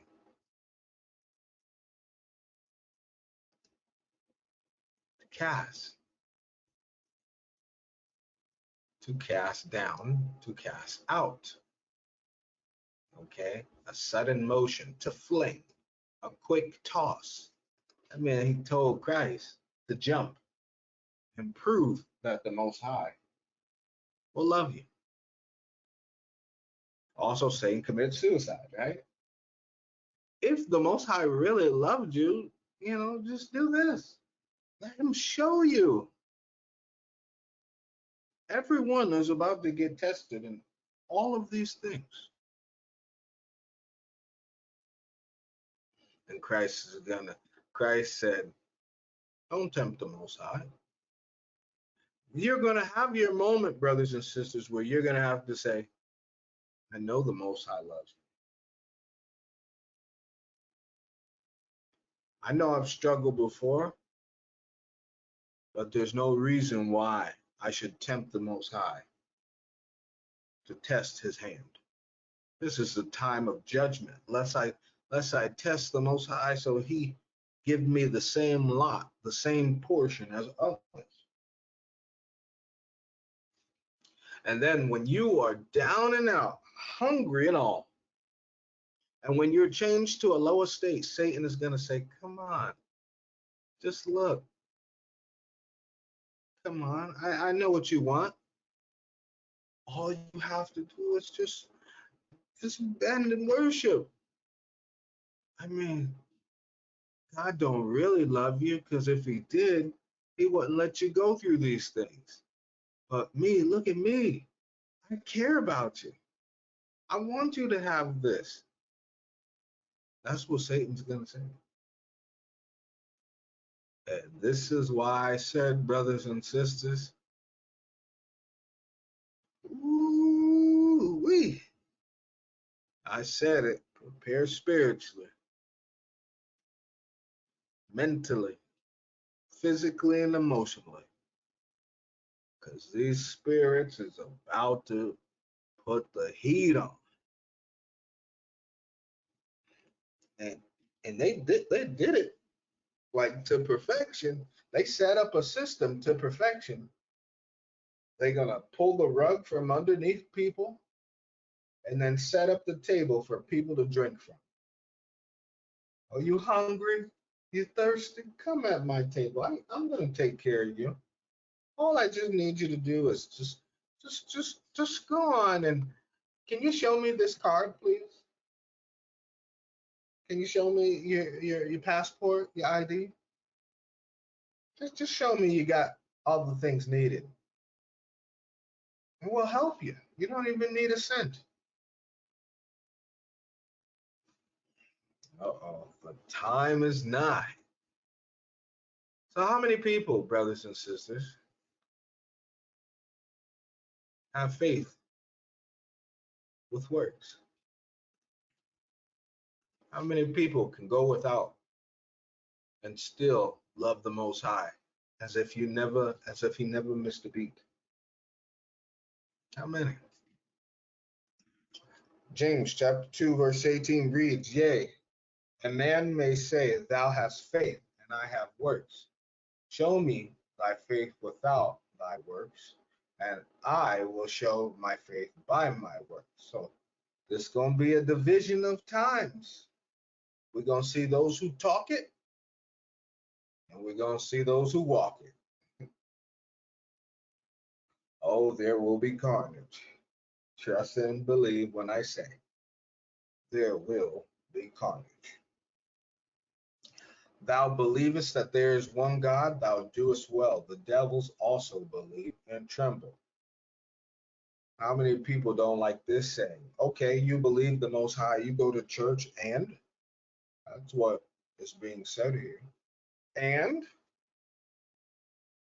well, let me see through your works, through your actions. But wilt thou know, O vain man, that faith without works is dead? Was not Abraham our father justified by works when he had offered Isaac, his son, upon the altar? Seest thou how faith wrought with his works, and by works was faith made perfect? And the scripture was fulfilled which saith, Abraham believed God, and it was imputed unto him for righteousness, and he was called a friend of God. You see then how that by works a man is justified, and not by faith only. Likewise, also was not Rahab the harlot justified by works when she had received the messengers and had sent them out another way? For as the body without the spirit is dead, so faith without works is dead also.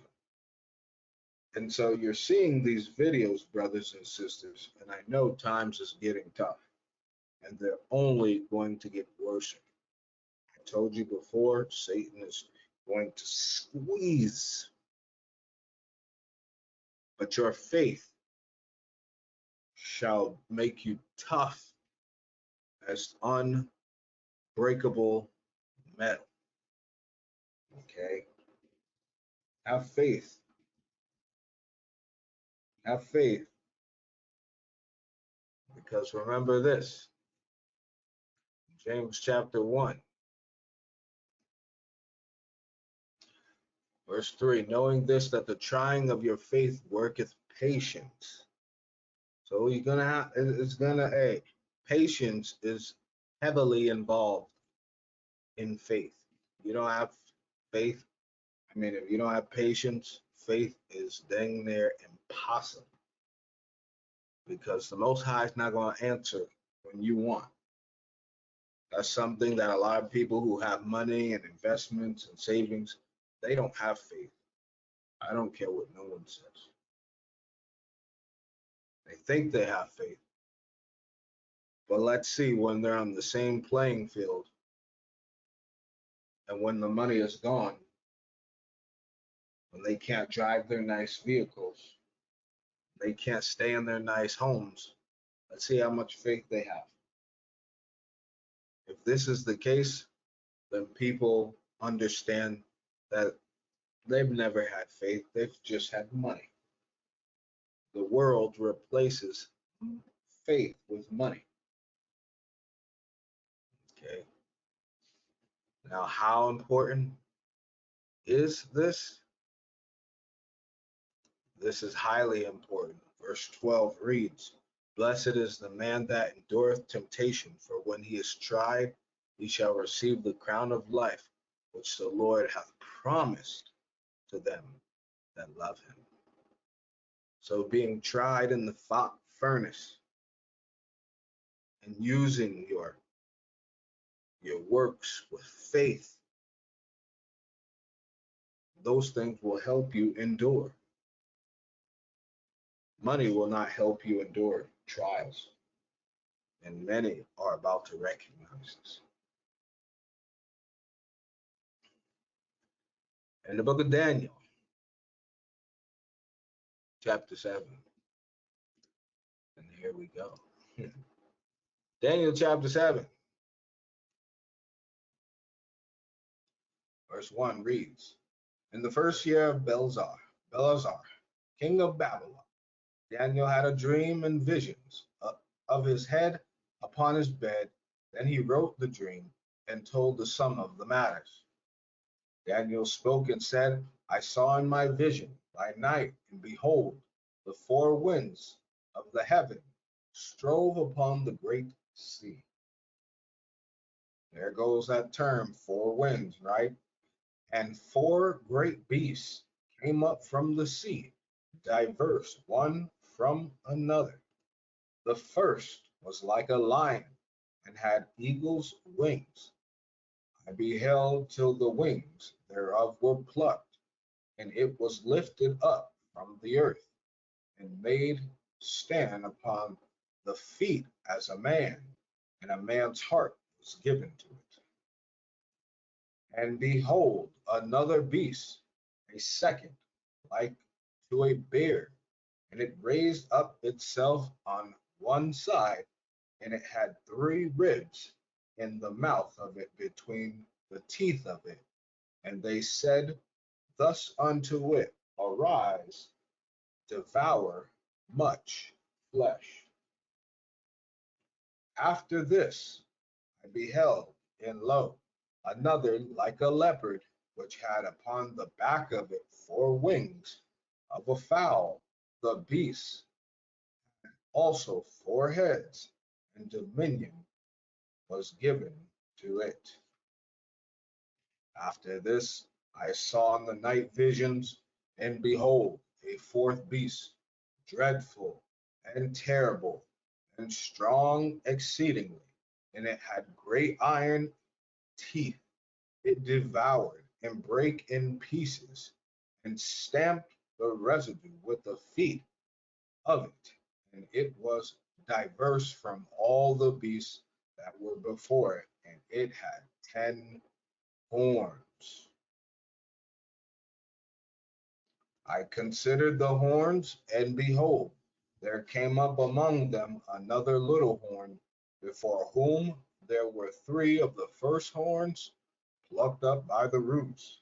And behold, in this horn were eyes like the eyes of man, and a mouth speaking great things. Now, really quickly, these are tied in with Revelation, and I'm going to show you. Daniel chapter 7, same chapter, verse 5, it says, And behold, another beast, a second like to a bear, and it raised up itself on one side, and it had three ribs in the mouth of it between the teeth of it. And they said unto it, Arise, devour much flesh. Now, let's take a look at this. Okay? When you look at verse 7, it said it had great iron teeth, and it devoured and brake in pieces and stamped the residue with the feet of it. So we're not going to look at this feet. I want you to pay attention to the teeth, devour and break in pieces. Now, really quickly, another beast likened unto a bear. Beast, the term beast comes from animal or beast, Sheba. It means to live or to keep alive. Okay, so kaya. So three things that this beast had in its mouth. Okay, the beast was there to devour. It said devour flesh, right? So follow me. Take your notes and put beast equals to live, an animal to live. Okay.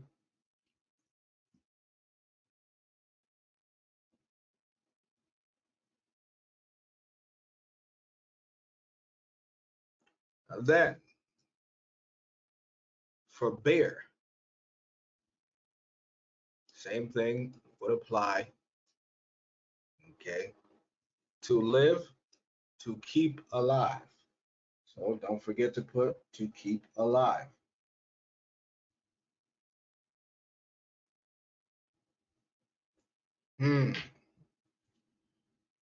Getting interesting here.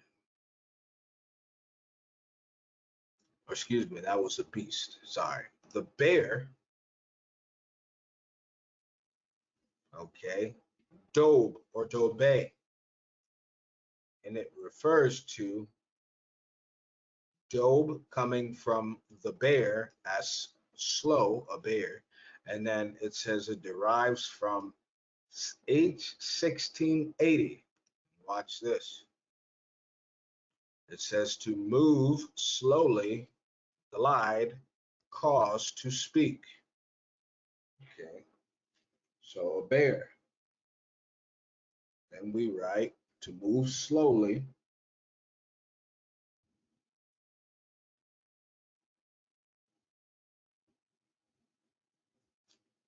that is glide, and then slow to speak.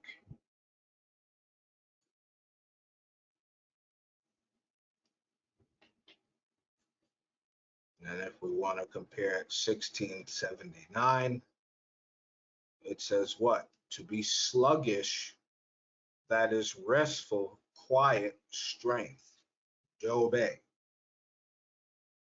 To be sluggish,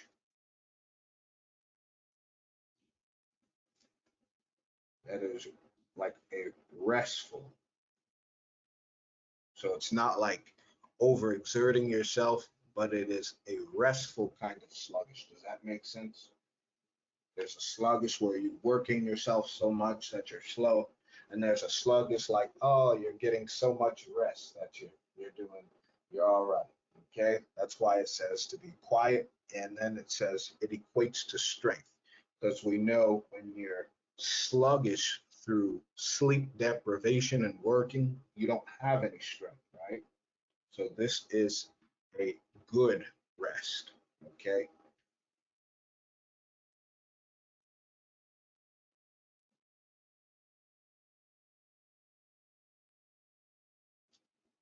And then it says it raised up itself on one side. Let me check this.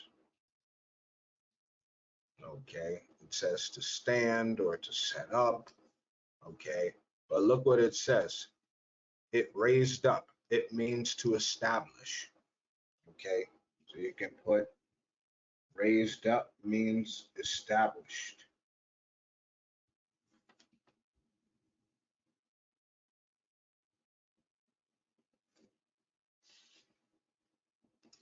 Raised up itself on one side. Now, look what it's saying here. Article single as ordinal first, adverbial at once. So all things are being set up at once, established at once. And it makes sense, does it not? Because everything is happening, right? Did anyone notice that Joe Biden just passed a bill today? Signs executive order to fight anti-LGBT bills. Of all the things that can be done, your economy is hurting, the people are hurting, and you sign to expand access to gender affirming care and advance LGBT inclusive learning environments at American schools, which means they're going to teach your children how to be and live like Sodom and Gomorrah. It's mandatory. So all these things are happening at once, brothers and sisters. That's why I tell those who are with me, pay attention. Don't focus on any other news, because everything is going to happen at once. I'm just going to give you the relevant news, because hey, it's getting real. If you just get caught slipping in something that's not important, it may take your attention completely off what is important. All right. And it said it had 3 ribs.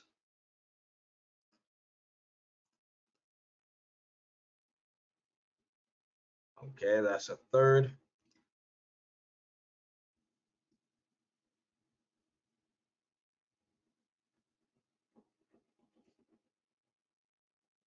right? 3 in ribs. I'm gonna go back really quickly. I'm gonna go back to this term rib. 3 ribs. Okay. I'm gonna go back to Genesis.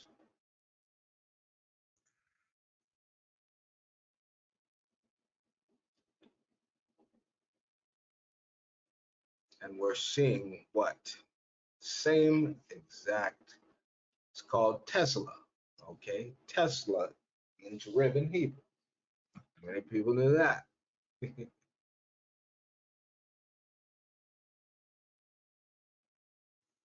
So, and now it says Tesla, or to curve, or to limp. Okay, so now bringing it back to Daniel chapter 7, it had 3 ribs in the mouth of it, between the teeth of it. Now, I want you to understand this. Think of what the rib cage is for in the human body.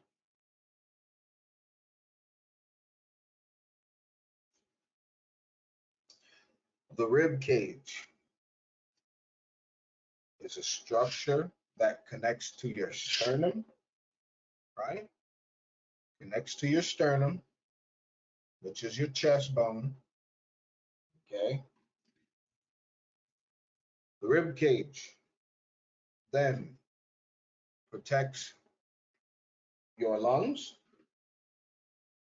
and it protects your heart. Now, what does the lungs do? The lungs inhales oxygen and also exhales toxins from the body. A lot of people didn't know that. So when you see that it says 3 ribs, these are 3 detrimental things that will take the life out of people. Okay. All right. You may be asking, Minister Ishab, what are those things?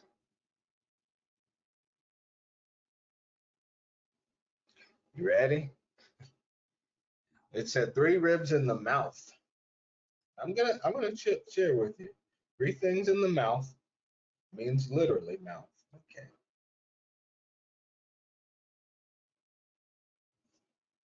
Now look what it means here.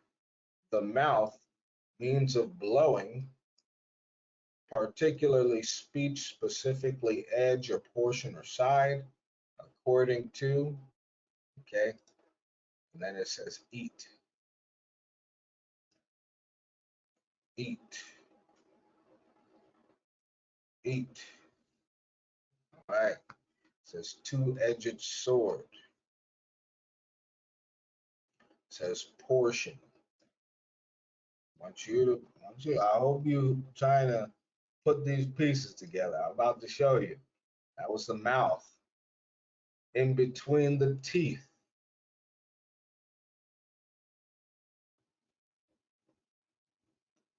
Okay. In between the teeth. It says figuratively a cliff. Okay. A crag.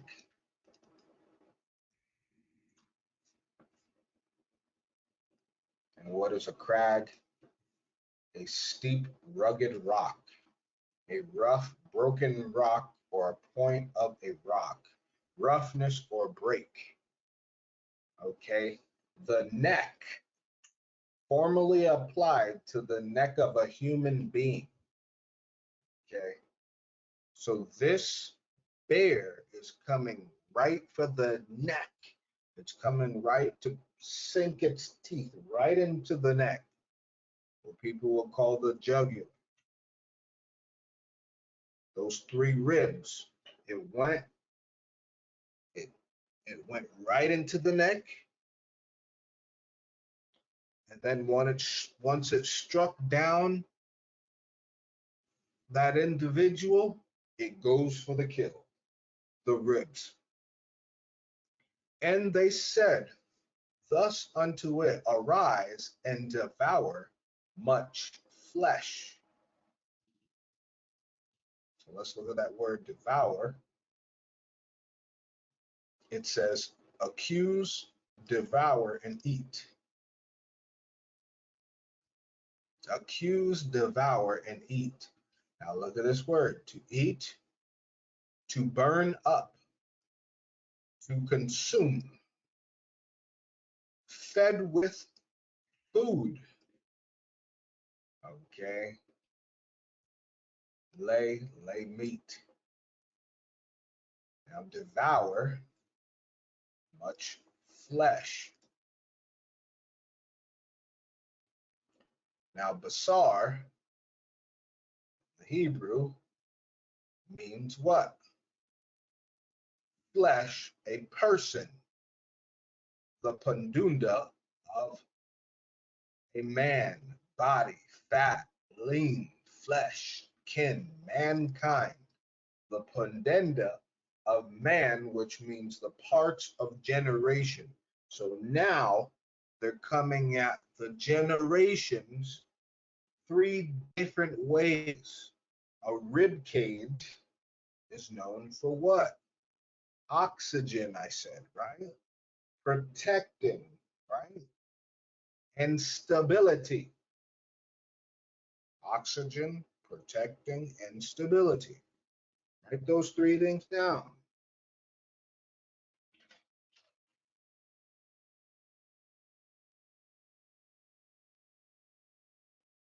Because it said what? To live, right? To keep alive. You need oxygen, right?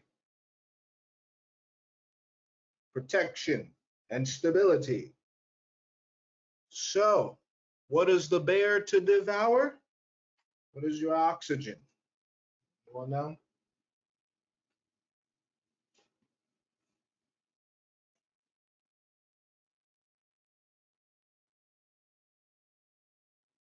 Anyone know? Water. What is your protection? Shelter. And what is your stability? It keeps your body going? Food.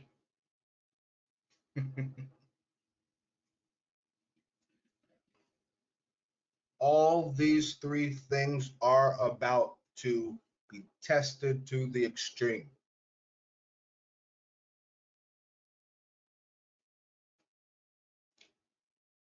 And that's why I said, when it said, arise, devour much flesh, oh, best believe there will be carnage. There will be carnage. This is not going back to normal. We are not. This is the new normal. You will own nothing and you will be happy.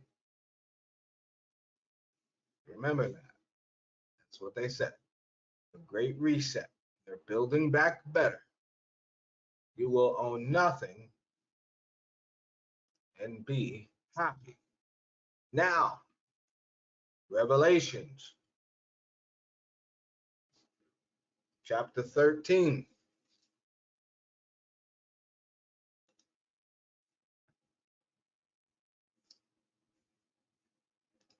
Verse 1 through 10. May ask Minister Ishab, I don't understand how this has to do with now. And I stood upon the sand of the sea and saw a beast rise up out of the sea, having 7 heads and 10 horns, and upon his horns 10 crowns, and upon his head the name of blasphemy. And the beast which I saw was like unto a leopard, and his feet were like the feet of a bear, and his mouth as the mouth of a lion. And the dragon gave him his power and his seat and great authority. And I saw one of his heads as it were wounded to death, and his deadly wound was healed, and all the world wondered after the beast. And they worshiped the dragon, which gave power unto the beast. And they worshiped the beast, saying, Who is like unto the beast? Who is able to make war with him? And there was given unto him a mouth speaking great things and blasphemies, and power was given unto him to continue 42 months. Now, do your math. 42 months. How many months are in a year? 12. That should be about 3.5 years. And he opened his mouth in blasphemy against God, to blaspheme his name and his tabernacle and them that dwell in heaven. And it was given unto him to make war with the saints and to overcome them, and power was given him over all kindreds and tongues and nations. And all that dwell upon the earth shall worship him, whose names are not written in the book of life of the Lamb slain from the foundation of the world. If any man have an ear, let him hear. He that leadeth into captivity shall go into captivity. He that killeth with the sword must be killed with the sword. Here is the patience and the faith of the saints. Now, why did I incorporate this? Because all the beasts were coming together. And verse 2, understand they used the feet of the bear, though. That's the thing. They used the feet. And let's check it out. As obstructing by ferocity,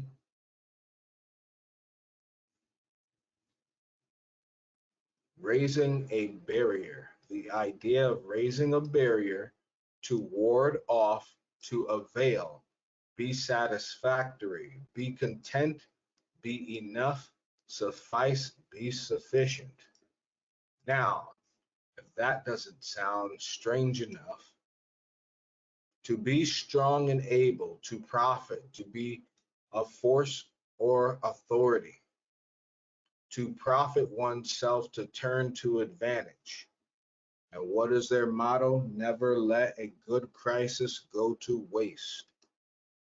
And that is quoted. All right. Understand, what is going to come is going to profit the beast. Okay. This is why I said this is called a Great Recession. This will lead into the beast. And this will lead, so then we would have what? Another 42 months. Okay. Now, am I saying that Babylon has 42 months? No way. Okay. I couldn't imagine this place for another 4.5 years, 3.5 years. I could not imagine this world. But if it is, hey, we're gonna endure to the end. If not, praise the Most High, and we know that prophecy still stands, and we must endure until the end and pray to be accounted worthy to stand before our Lord and Savior. Amen. That's the goal. But this bear, when they say a bear market, when they say a bear market, let me show you.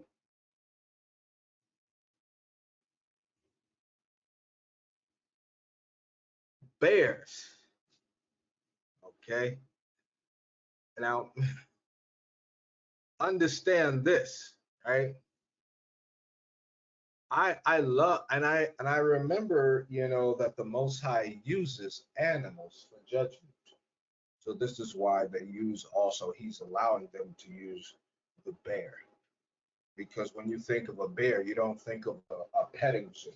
When you think of a bear, you think, oh, when you hear about bears at the zoo, they jump the cages and eat people, or they attack people, or they even take people's children, right? The bears they're fierce.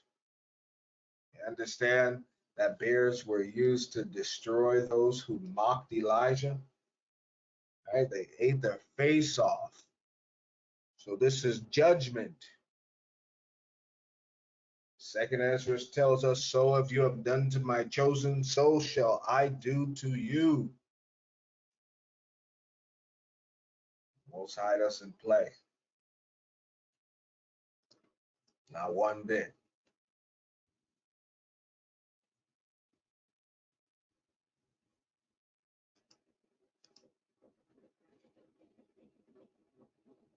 All right. Now, we're saying that. Back to some more current events in the bear. The bear, the bear, the bear.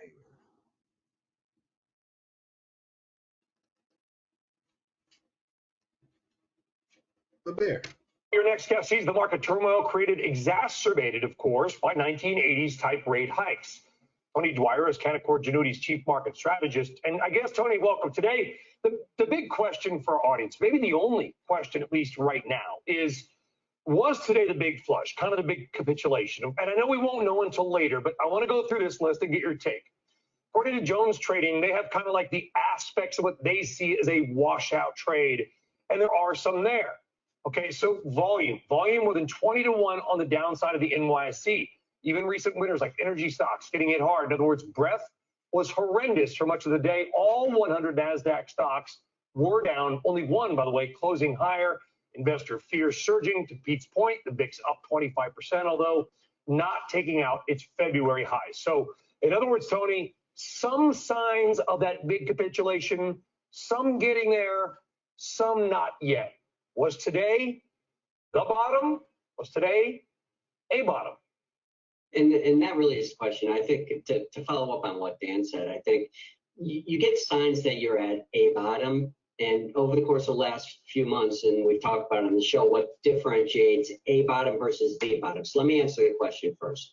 Today, according to our data, was the third consecutive day where 85% of the volume on the NYSE was to the downside. That happened since 2009. That happened on the initial low in 2015. You had a vicious rally. You retested the low. You went almost all the way back up to the all-time high, and then you cratered at the end of the year. Also in 2020, after the turn from the pandemic, I think it was June of 2020, you again had a kind of a vicious counter trend rally after that, and you retested the low. So I think, Brian, the discussion really surrounds the most frequent question I get is, typically I've been bullish over the years, but there's a money availability problem that we've talked about on the show for the last few times I've been on. And money availability is what defines the bottom. When you put all this great academic studies and the stuff we talk about and come up with great formulas and sayings, ultimately you have to have money to buy stuff, to do stuff, and to invest in stuff. And the avenues for money availability have largely closed down since the beginning of the year. Yeah, and to that point, let's talk about the Fed, Tony, because I know that it's kind of the score. We get obsessed a bit with what they're going to do with rates. But the Federal Reserve is a lot more than just interest rates. It is about buying bonds. It is about selling bonds. It is about providing liquidity. It's about the comments that they make. I know we get all caught up in the headline number. is there anything outside of a rate hike, which we know we're going to get, that the Fed can say or do that would change things? Because I think you have said this. I know many people on this desk have said this for months and maybe longer. You're not going to get probably a market bottom until the Fed turns. Well, the Fed's got to signal a turn. In 1994, they raised rates even into early 95, but the market had already turned because they had signaled the end. That's the opposite day here. The real issue here is, I think it was Tim mentioned, Tim or Dan mentioned going back to the Volcker era. And when you have Volcker, it's really important. Debt to GDP in the Volcker era was at a generational low. It had come down from the post-World War II buildup in debt. So debt to GDP wasn't anywhere near the issue it is today. We're at a generational high at 138% of debt to GDP. So if you're going to take a levered economy and shut it down, that's not good. Target is the example. So in summary, what we've done here is we've taken limited money availability, bloated inventories because of the supply chain constraints, cratered CEO and consumer confidence into a lower demand environment in a levered system. So when you add up, I sound like, this is what we talked about, I think, at the end of April when I was on, and Gressa said he never heard me sound so negative, because it's all about money availability. Upside in the market, or upside in the economy, or upside in anything has to come with more money. Tony, looks like you're running out of time there, and I don't mean that. There's something just popped up on your screen that said that. You talked about Volcker. Kind of signified the market, to be honest with you. I mean, that's exactly where we seem to be. And by the way, have you seen Zoom stock? It's because a lot of people are downgrading off the premium plan. Well, we don't want. So I'm 1 for 2. We don't want to lose you too soon, Tony. I want to ask you about some of the positive things for market. All we've done is talk in negative. Sure. Positioning is awful. If you look at the professional community, positioning is also very, very conservative. In other words, there's a lot of exposure that's been taken off the table. You've got corporate buybacks almost at a record pace. I mean, at some point, these are factors that say the market actually has priced in a lot of pain. We've priced in probably 90% recession at this point. Timmy, I got to say, so let's put the numbers to it. The data that I have is when core inflation is above 4%. Above 4%, market trades at 13 times earnings. When core PCE is between 3 and 4%, it's 16 times. When core PCE is between 1 and 3, it's 20, 19 and a half to 20. So we're around that. I would expect that it's going to peak and come down by year end. So you'll be in that 3 to 4% area. So you can do a 16 multiple. And ultimately it comes down to the east side. I've been below the street all year. I love the game that we're in where we raise targets and estimates as it's going up and then do the reverse when it's coming down. I've been at 225 since last year. I don't see any reason to really change it. The street's at 229. It still has to come down, Timmy. To me, I think when you look at some of the data that's coming out in housing, and we hear a lot of times that we're going to avoid recession because the consumer balance sheet, household balance sheet, and the corporate balance sheet are in great shape. Somebody better tell the University of Michigan Consumer Sentiment Survey, which has never been in its history worse, or the CEO Confidence Survey coming from the Conference Board. So a recession seems increasingly likely, and the numbers still have yet to reflect that. I think it's a good point, Tony, and these are all incredibly important points that you have been making. Tony Dwyer of Canaccord Genuity, and maybe just get out of the way of this moving train that is a market for now. Tony, we'll see you soon. Really, Brian, I'm sorry to interrupt, but it's really important that, A bottom versus the bottom. You've had 83 days in a row of 85% downside. Well said. We'll see and we never know until we look back in history. Tony Dwyer, thank you very much. Pete, can you help square that? Because I think what Tony and everybody's making is a really important point for our audience. I was down this weekend in Sarasota. Flights are packed, airports packed, hotels packed, restaurants packed. And yet we're talking about economy slowing down. We're talking about consumers going out. But what you see with your own eyes and what these numbers are saying, they do not link up at all. No, you're exactly right. They certainly don't. But I think, Brian, I think the real case is, are these people that are going on their one opportunity to go travel, as a matter of fact, go to Florida or whatever it is, are they going to be able to do that again? Probably not. We all know how expensive gasoline is as far as driving around as well. People are willing to make that trip, but those are sacrifices that takes money away from other parts. So yes, that looks really great when we see as busy as they are, but there are other elements that go into it. They can't spend over here because they've already spent over there.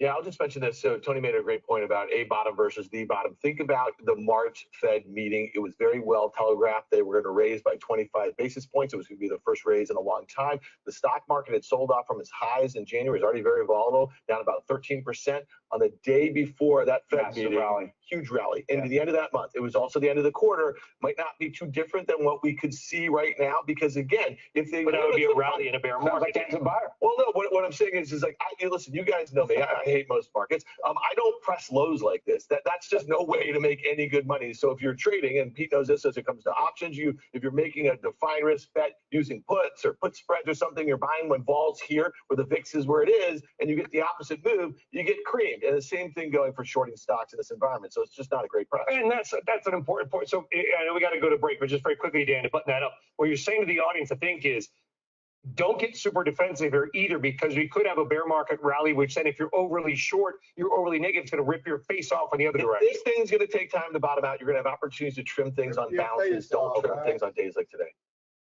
Hey, I told you. Minister, I told you before it happened. I'm just saying.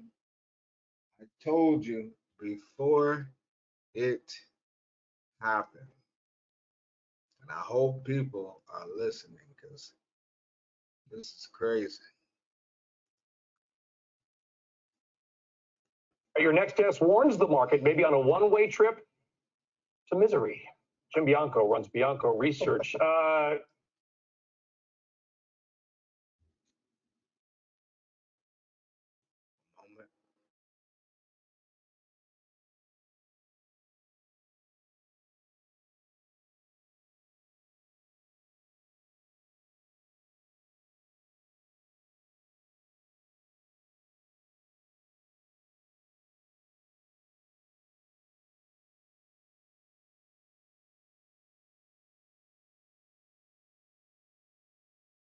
Be on a one-way trip to misery. Jim Bianco runs Bianco Research. Wish I had some better news for our audience, Jim. How do you define misery? It's already felt pretty miserable. Yeah, because it's some of the comments that I've heard earlier today. The Fed only has one tool to bring in inflation, and that is that they have to slow demand, and that is they have to make the stock market miserable. Now, they're giving an out because we're in a bad news is good news scenario, because you got 390,000 jobs in May. So they feel like they could make the stock market miserable without creating unemployment. So now you heard it.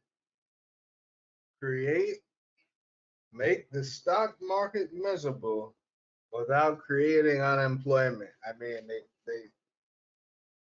they just started, what, 2 days ago, laying off people. I'd say they were wrong. I not like what's happening, but over at the Eccles building in Washington, I don't think they're too upset with what they've seen in the stock market for the last few weeks, and they want to see a little bit more of it, because they want all of us to stop spending money, and then we can have the demand for stuff peak, and we can have inflation come back down. That's all they've got right now. Is there any indication that higher rates on any part of the market are going to do that, Jim? And if so, when? Yo, sure. I mean, you can raise rates enough, and you can butcher the economy, and you can have demand fall off a cliff, and you can raise rates and butcher the economy. You heard them. And have inflation go down. Now, that's not the way you and I want it to be done. And the Fed thinks that they could do this and create a soft-ish landing. So they've gone from soft to soft-ish landing. But, you know, the odds are against them. And yes, what you're implying, I agree with. There's a high degree of chance that they're going to wind up going too far and making a bigger mess of this. But again, the president ordered them 2 weeks ago in the White House to do something about inflation. They said they would. They cannot throw their hands in the air and go, I'm sorry, I can't do anything about this. Is there part of the bond market? I referenced mortgage-backed securities, Jim. I don't know if you follow them. I'm looking at pricing models, getting notes. They're back to 1985. Prices for MBSs have kind of collapsed. We're seeing these huge liquidity issues in other parts of even the government and repo bond markets. I just wonder what that is all telling you. Are we sort of on the precipice of a larger credit issue? Well, yeah, I think that the bond market, and I'll use a very technical term. It's a complete mess right now, what's happening in the bond market. The total returns, the losses that you've seen in the bond market year to date are the greatest ever. This is shaping up to be the worst year in bond market history. The mortgage-backed market is no better. Liquidity is terrible. And one of the reasons why that's happening is, well, two reasons. One, you've got quantitative tightening coming. The biggest buyer of bonds is leaving, and that's the Federal Reserve. And you've got them intending on being very hawkish in raising rates. Look, the market, the Fed Fund Futures is pricing a 100% chance they're going to raise rates 75 tomorrow. They've never failed to deliver on a 100% pricing. And it's got a 90% chance that they're going to raise rates 75 again in July. So in the bond market, it's understandable that it is a mess because everything is a one-way street in the wrong direction right now. Hey, Jim, it's Tim. Let's talk about how you play this. And I read your notes. You talked about commodities being one of your top plays. I would agree with that. But how do you push back on critics that would say demand destruction is the other side of all of this, even for commodities that have some structural reasons why they're higher today? Well, you're not there in demand destruction yet. And so I think that until you do, commodities will continue to go higher. But the caveat I would give people about commodities is they've got crypto levels of volatility. So you better be prepared for 5, 8, 10% days in a lot of these commodities, because you've seen that quite often in things like crude oil. And so it's not going to be for the faint of heart that you want to play commodities. But if you're looking for something that has been working this year with a lot of volatility, it has been commodities. Jim Bianco, Bianco Research. Jim, we appreciate the technical jargon, a complete mess. Jim, thank you very much. Karen, final word to you. Well, it's interesting. I mean, commodities seems to be where you want to be, but in commodity stocks, if you look at the XLE in the last, 4 or 5 days, it's nowhere to hide also. I'm still in OIH, so staying there. I feel like that this has got a while to run. Bank of America survey yesterday showed more inflows into energy stocks than at any time in years. So we'll see if maybe this ESG trade. That's bullish. What's that? That's bullish. I don't know. You tell me. I would just tell you, I think you sell them before President Biden goes to Saudi Arabia. I mean, I think that's it. And you saw what they just did with the SPR. I think this trade is done for a little bit. Now, they have been talking about when he goes to Saudi Arabia, stock's going to go lower because Babylon has the gas already. So him going and begging another country is going to plummet this thing through. All right, real quick, I'll give y'all like a minute break. Got a very long video coming up. One moment, please. There. All right, here we go.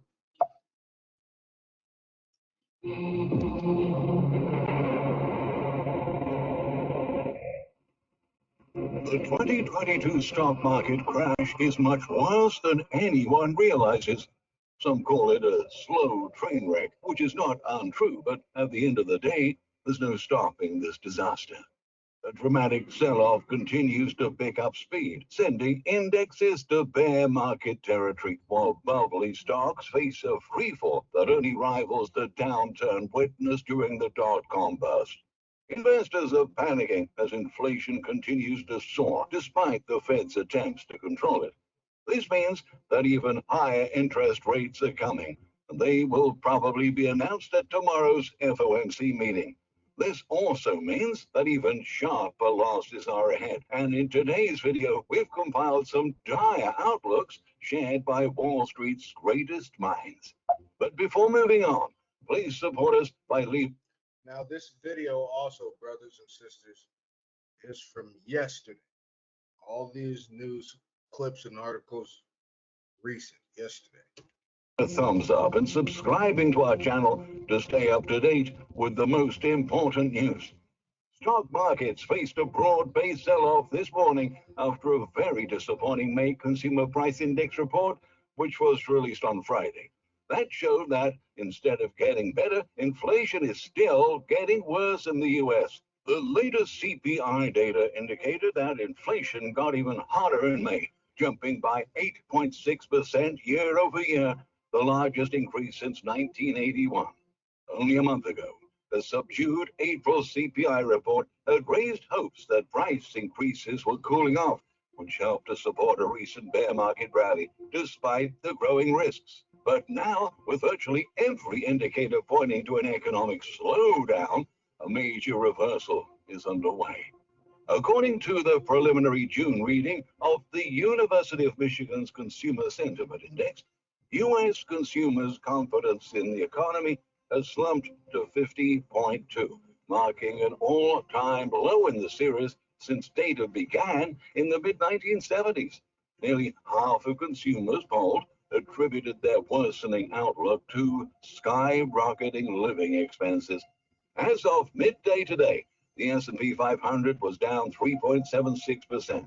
The Dow Jones Industrial Average was down approximately 2.5%, while the tech-heavy NASDAQ Composite plunged 4.19%. The losses recorded since Friday reflect the depth of market disappointment with the CPI inflation data. In essence, this is a signal that the Federal Reserve will have to tighten policy even more aggressively to be able to contain inflation growth, which is very bad news for an overvalued stock market. Chief economist for Comerica Bank, Bill Adams, noted, with the Federal Reserve mostly on autopilot through the June and July decisions, the latest CPI release argues against a pause in rate hikes in September. At the same time, Bank of America's chief investment strategist, Michael Hartnett, released a recent note to clients warning that the ongoing stock market crash is far worse than anyone realizes. In his latest Flow Show note, Hartnett asks, "Where's my bear market rally gone?" as both credit and stocks continue being hammered. The strategist highlights that even though a bear market rally had taken hold for about 9 weeks, the sell-off catalyzing the market's demise is not over yet. In fact, Bank of America's bull and bear indicator is at extreme bearish territory right now and just shy of all-time lows. Hartnett explains that a significant reversal in investor sentiment is taking place right now, given that the inflation shock has become an undeniable reality. In the first quarter alone, natural gas prices shot up by 141%. Gasoline prices rose 91%. Oil went up by 61%. Now remember, these numbers are already definite.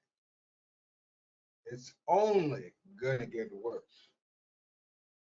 Remember, those teeth went for the neck and then devoured the ribs. It's going to hurt everywhere. And I was going to say, I am going to cut this short, but not here. Everywhere, mark my words. Everywhere in Babylon. If you are in Babylon, radioing to all those who live in Babylon.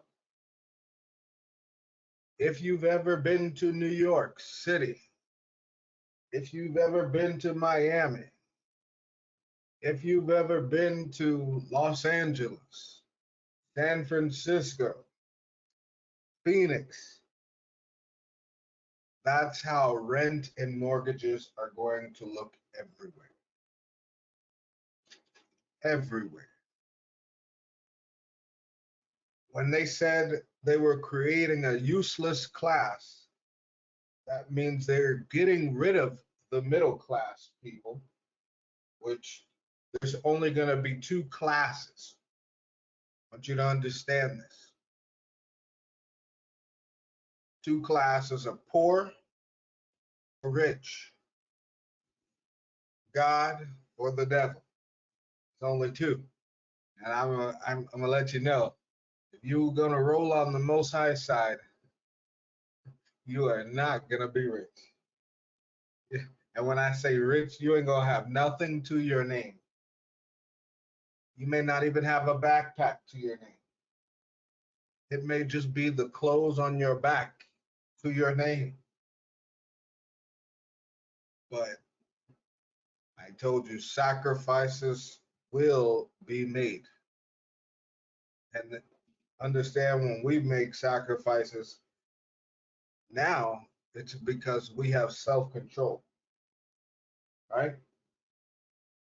These are sacrifices that's made for you. What will you do then? Continuing. While wheat and corn surged by 39% and 30% respectively. That brings us back to answering the key question posed by Hartnett. Where's my bear market rally gone? His answer is simple. Stocks will remain unable to bounce back because we haven't seen the worst of inflation yet. In his view, the rates shock triggered by the Fed is just beginning, and a massive slowdown in economic growth is also going to contribute to a stock market meltdown. The more policymakers panic about persistent inflation, the more investors will panic about tightening credit conditions, feeding the downward cycle and resulting in a manic depressive shift.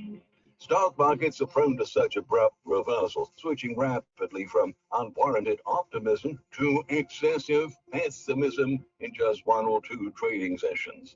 And tomorrow's Federal Open Market Committee, FOMC meeting, is going to be a decisive factor weighing on investors' sentiment.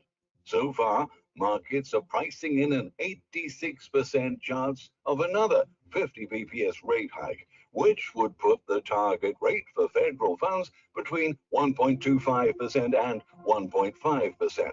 It's also pricing in a 91.2% chance that rates will exceed 2.75%. You see that? About 3% increase by the end of 2022, which means, well, Houston, we have a problem and we are about to go into a 10% interest rate on everything. So they're going to crash the market. I'm letting you know this right now. They're going to keep the inflation rate and crash the market. So when it said, if you think people are going to crawl through this, now they're going to scrape. They're going to scrape. And after scraping, they're going to beg. The point is to get the people to beg and worship Satan. They will get people to beg. The end of 2022. For now, experts on Wall Street say that the sell-off is likely to accelerate. The fact that the dollar is gaining on the news means that investors are looking for safe havens. Market volatility will likely continue, said Jeffrey Roach, chief economist at LPL Financial. Investors' tendency to sell whatever they can has been contributing to a staggering drop in valuations. After peaking above 30 times earnings a year ago, the S&P 500's multiple shrunk by roughly 40% through its drop in May, almost matching the size of the decline during the entire 2000 to 2002 crash. In other words, the correction to valuations is now happening 3 times faster than the bursting of the internet bubble. According to Bloomberg Intelligence's Gina Martin-Adams, the rapid drawdown reflects how much the post-pandemic equity rally relied upon the Fed. Once the central bank turned hawkish, the collapse has been vicious. When easy money disappears, the bubble disappears, Martin-Adams stressed. The foundation of the bubble in the 1990s was market psychology about growth prospects and equity ownership. It was harder to deflate, he argues, pointing out that the current bubble was mostly founded on speculation and artificially suppressed interest rates. On a similar note, Salem Abraham, a mutual fund manager who's in the top 5% of his category this year, has shared a series of dire warnings about the stock bubble burst that's now in progress. The 34-year market veteran says that a Great Depression-style stock market crash and economic meltdown cannot be ruled out for 2022, and a striking double-digit loss could wipe out a quarter of the market's gains in a single day. We have to remember that this has already been. So understand that if things wipe out in a day,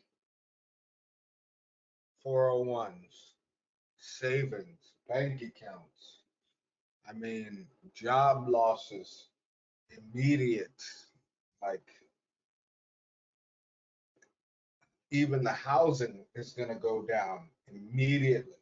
But the crazy thing is, they may want to compare it to 2008, 1994, 1980s, 1940s, 1960. They may want to compare it, but the world has never faced COVID before. The world has never faced all the things that it did back to back to back to back. And so now you're having inflation rates shoot up, and people are, and with a recession also coming with job freezes, stock crash, bank accounts losing, you know, and so what this means is that though the housing markets and different things may crash, people aren't going to be able to afford them because they lost their job. The interest rates are too high. Maybe their credit is bad. Maybe maybe they don't make enough. This is going to be catastrophic. I'm letting you know. A miserable year for U.S. stocks, with the S&P 500 and NASDAQ Composite falling 20.99% and 30.97% to date, respectively. However, the Abraham Trading Company founder is alerting that those drops will probably pale in comparison to what's next. I see this downfall, and I'm like, this is really nothing, Abraham said in an interview with Insider. There's a way worse scenario than this. Any comparisons to the conditions that led to the Dow's 89% downturn in the 1930s or the NASDAQ 76% slide in the early 2000s is rapidly dismissed by bulls as fear-mongering. But although there are many obvious differences between today's stock market and those in the past, Abraham emphasizes that disregarding the possibility of another brutal sell-off is a mistake. People have both a short memory and a lack of respect for history, he said. There are two main reasons why the market veteran is worried about a scary stock market sell-off.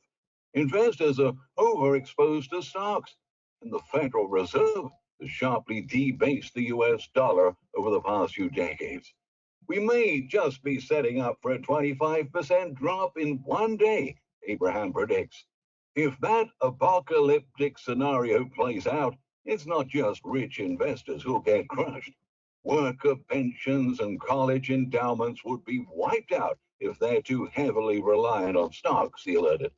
They've bolted the lifeboats to the Titanic, and the lifeboats are going down with the Titanic, Abraham added.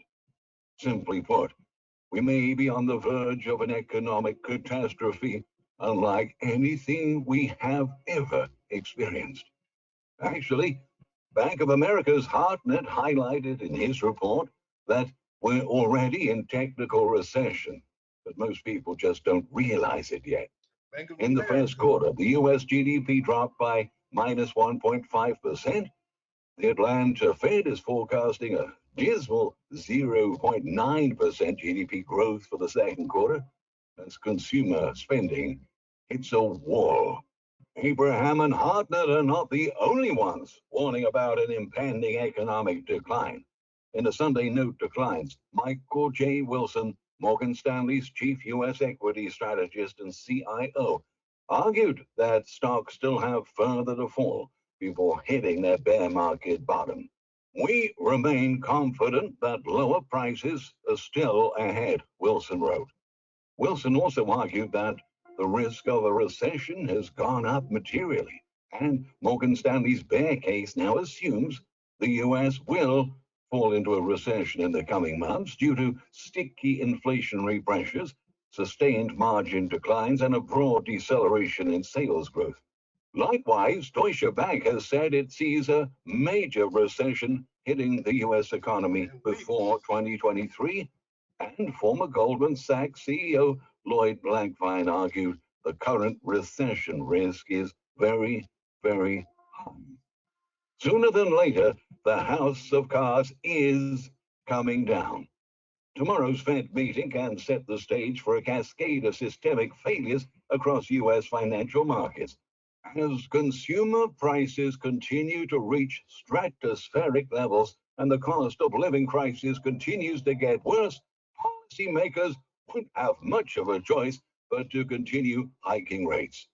That's to say, the meltdown has only just begun. The panic and the pain ahead won't end anytime soon, and they're going to be far greater than most Americans will be able to handle. Thank you for watching.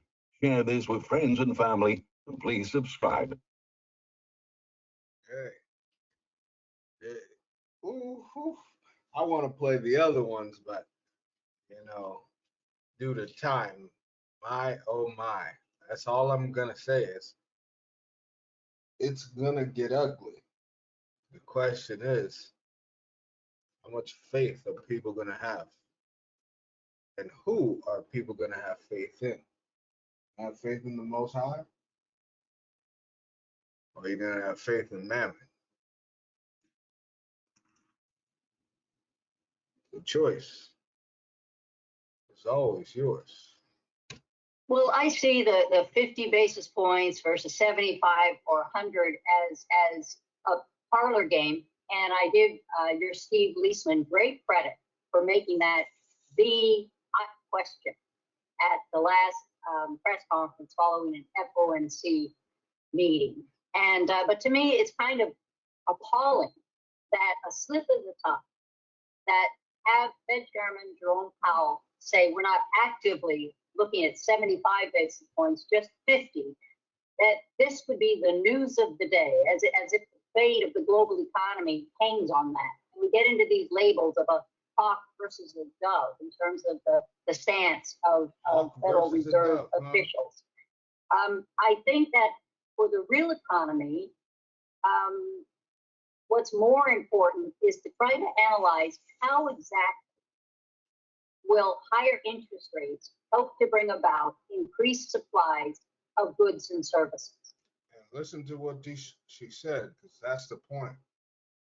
They're trying to say higher interest rates are going to increase supply and demand.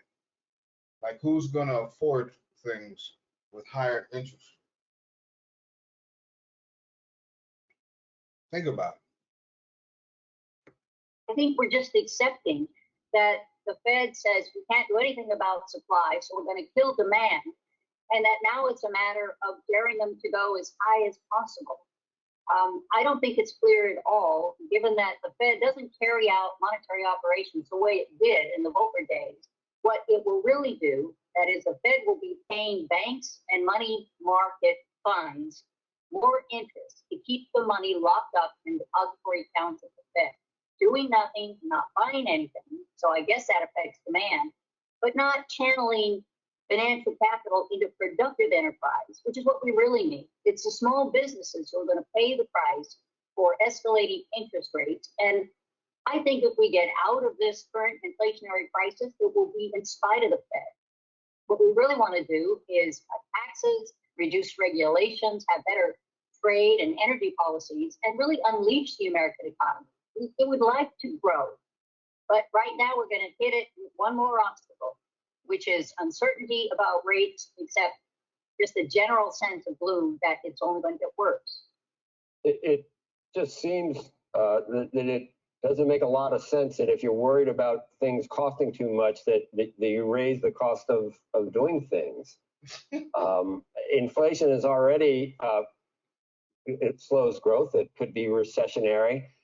And then you combine inflation with higher interest rates, and a lot of the same people that are dealing with the higher inflation are now dealing, they want to expand or increase production. Now they're dealing with high, it just doesn't seem to make sense. And it all comes back to your notion that the Fed is too intertwined with the real economy at this point, and it's happened over a period of years, and it's happened slow. What do they say? Gradually and then suddenly. And there needs to be some rule-based accounting when we finally get out of this. Is inflation worse than a recession, Judy? Because it must be. If we're willing to bring on a sharp slowdown in GDP and a rise in unemployment, inflation must even be worse. It must be the lesser of two evils. Well, I think this is the problem in the thinking. That's a false trade-off. I think we could see recession as well as inflation, because if raising interest rates is the only thing the Fed can do, and that is not resolving the real problem, which is not sufficient supply for the pent-up demand, then you're just punishing the economy for no reason. And what is worse is there's two kinds of money now. There's money used in the real economy, and then there's the speculative, the play money.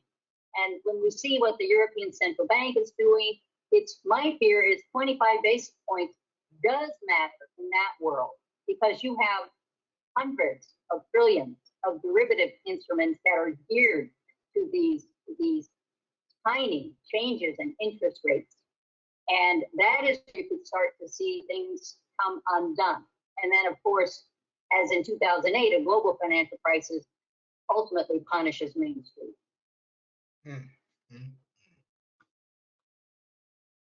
Telling me it's over without saying it's over.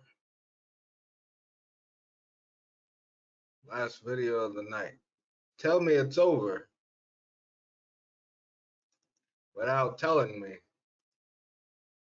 it's over. Now, as we turn to this big move to try and rein in skyrocketing inflation, Federal Reserve expecting to announce the biggest rate hike in decades, a dramatic effort to slow the economy. And here to tell us what it means for our money, we've got NBC News senior business analyst Stephanie Rule standing by. Steph, good morning. Steph. Morning, guys. Hey, so we know the Fed is supposed to raise rates. How much of a hike do you expect that we're going to see this afternoon? Hey guys, we're most likely going to get 0.5 point or 0.75 of a point. Why does this matter? Why are they doing it?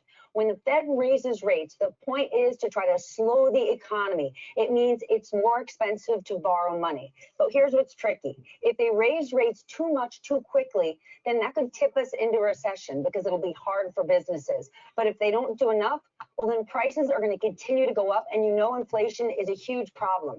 Normally, the Fed likes things to be around 2%, inflation to be around 2%, and right now it's around 9%. So they've got a ways to go. They've got their work cut out for them.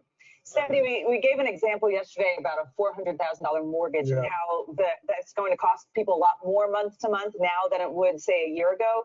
So how is this going to affect mortgages going forward? All right, well, it depends on what kind of mortgage you have. Let's say you already have one. If you've got a fixed rate mortgage, nothing's going to change. But if you have variable, a floating rate mortgage, it is going to go up. Or if you're out right now shopping because you think you want to buy a home, you want to get that loan application in immediately before we see rates go up. And if you do have that variable rate mortgage, now is the time you want to try to refinance and lock in a fixed rate, because given where things are, the only place rates are going in the foreseeable future is up. What is that going to mean for folks and their credit cards, other kinds of debt as well? Same thing. It is either if you've got variable or fixed. If you're a fixed rate, you're A-OK. Variable, you should expect things to go up. It might take a couple billing cycles on your credit card. So don't think, oh, I haven't seen it. I've outsmarted things. No, you have not. What you should consider doing is taking your debt and moving that credit card debt to a 0 APR card and pay it down before those rates go up as well, before you start paying interest on that. And take a look at your student loans.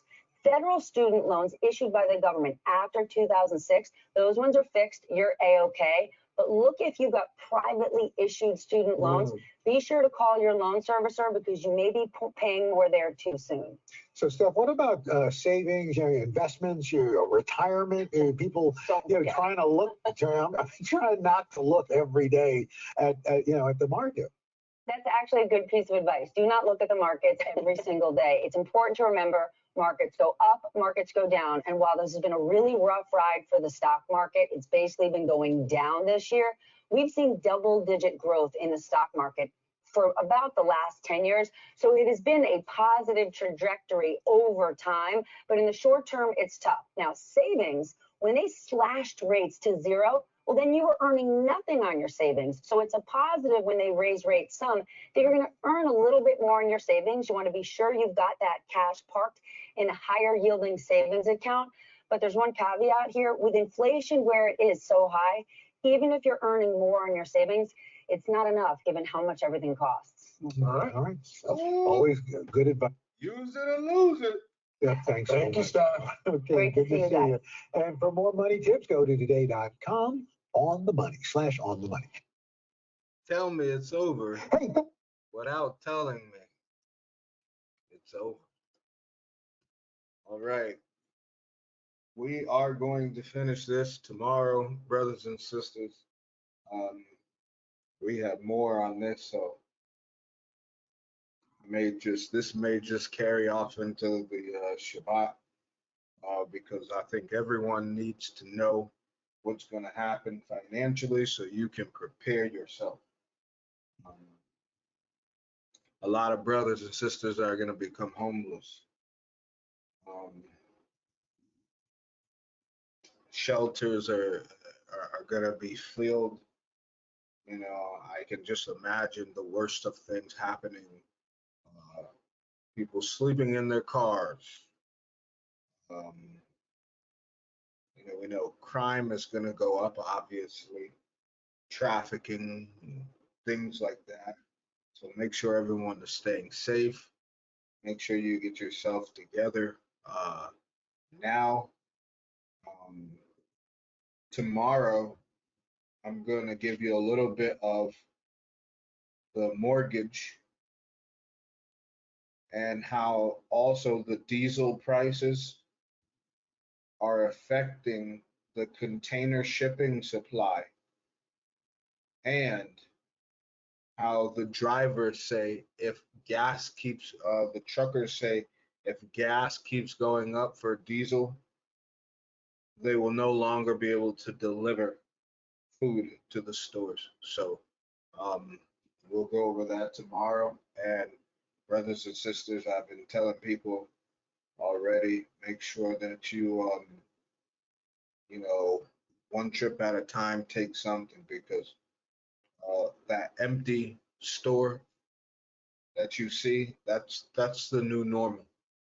So just be careful, be safe, be wise, and always be watchful, because people do crazy things when they're hungry, and they do crazy things when they're jealous because you can afford and they can't. And although it's their punishment, just be wise, okay? The Most High is going to bless us if we continue to do what's right. Just be wise, brothers and sisters, and be safe, and always, be aware of your surroundings at all times, and choose to go to, if possible, choose to go to safer locations when you're shopping, because not all locations are the safest, and some people just they'll have what they feel is no choice but to rob others or hurt others. So Be safe. Love you all, and be in prayer that we are all able to endure this until the end and remain to see our goal, which is Christ crown us, as it tells us in Second Ezra. All right. So, love you all, and tomorrow we'll be back for the very, very short part two. We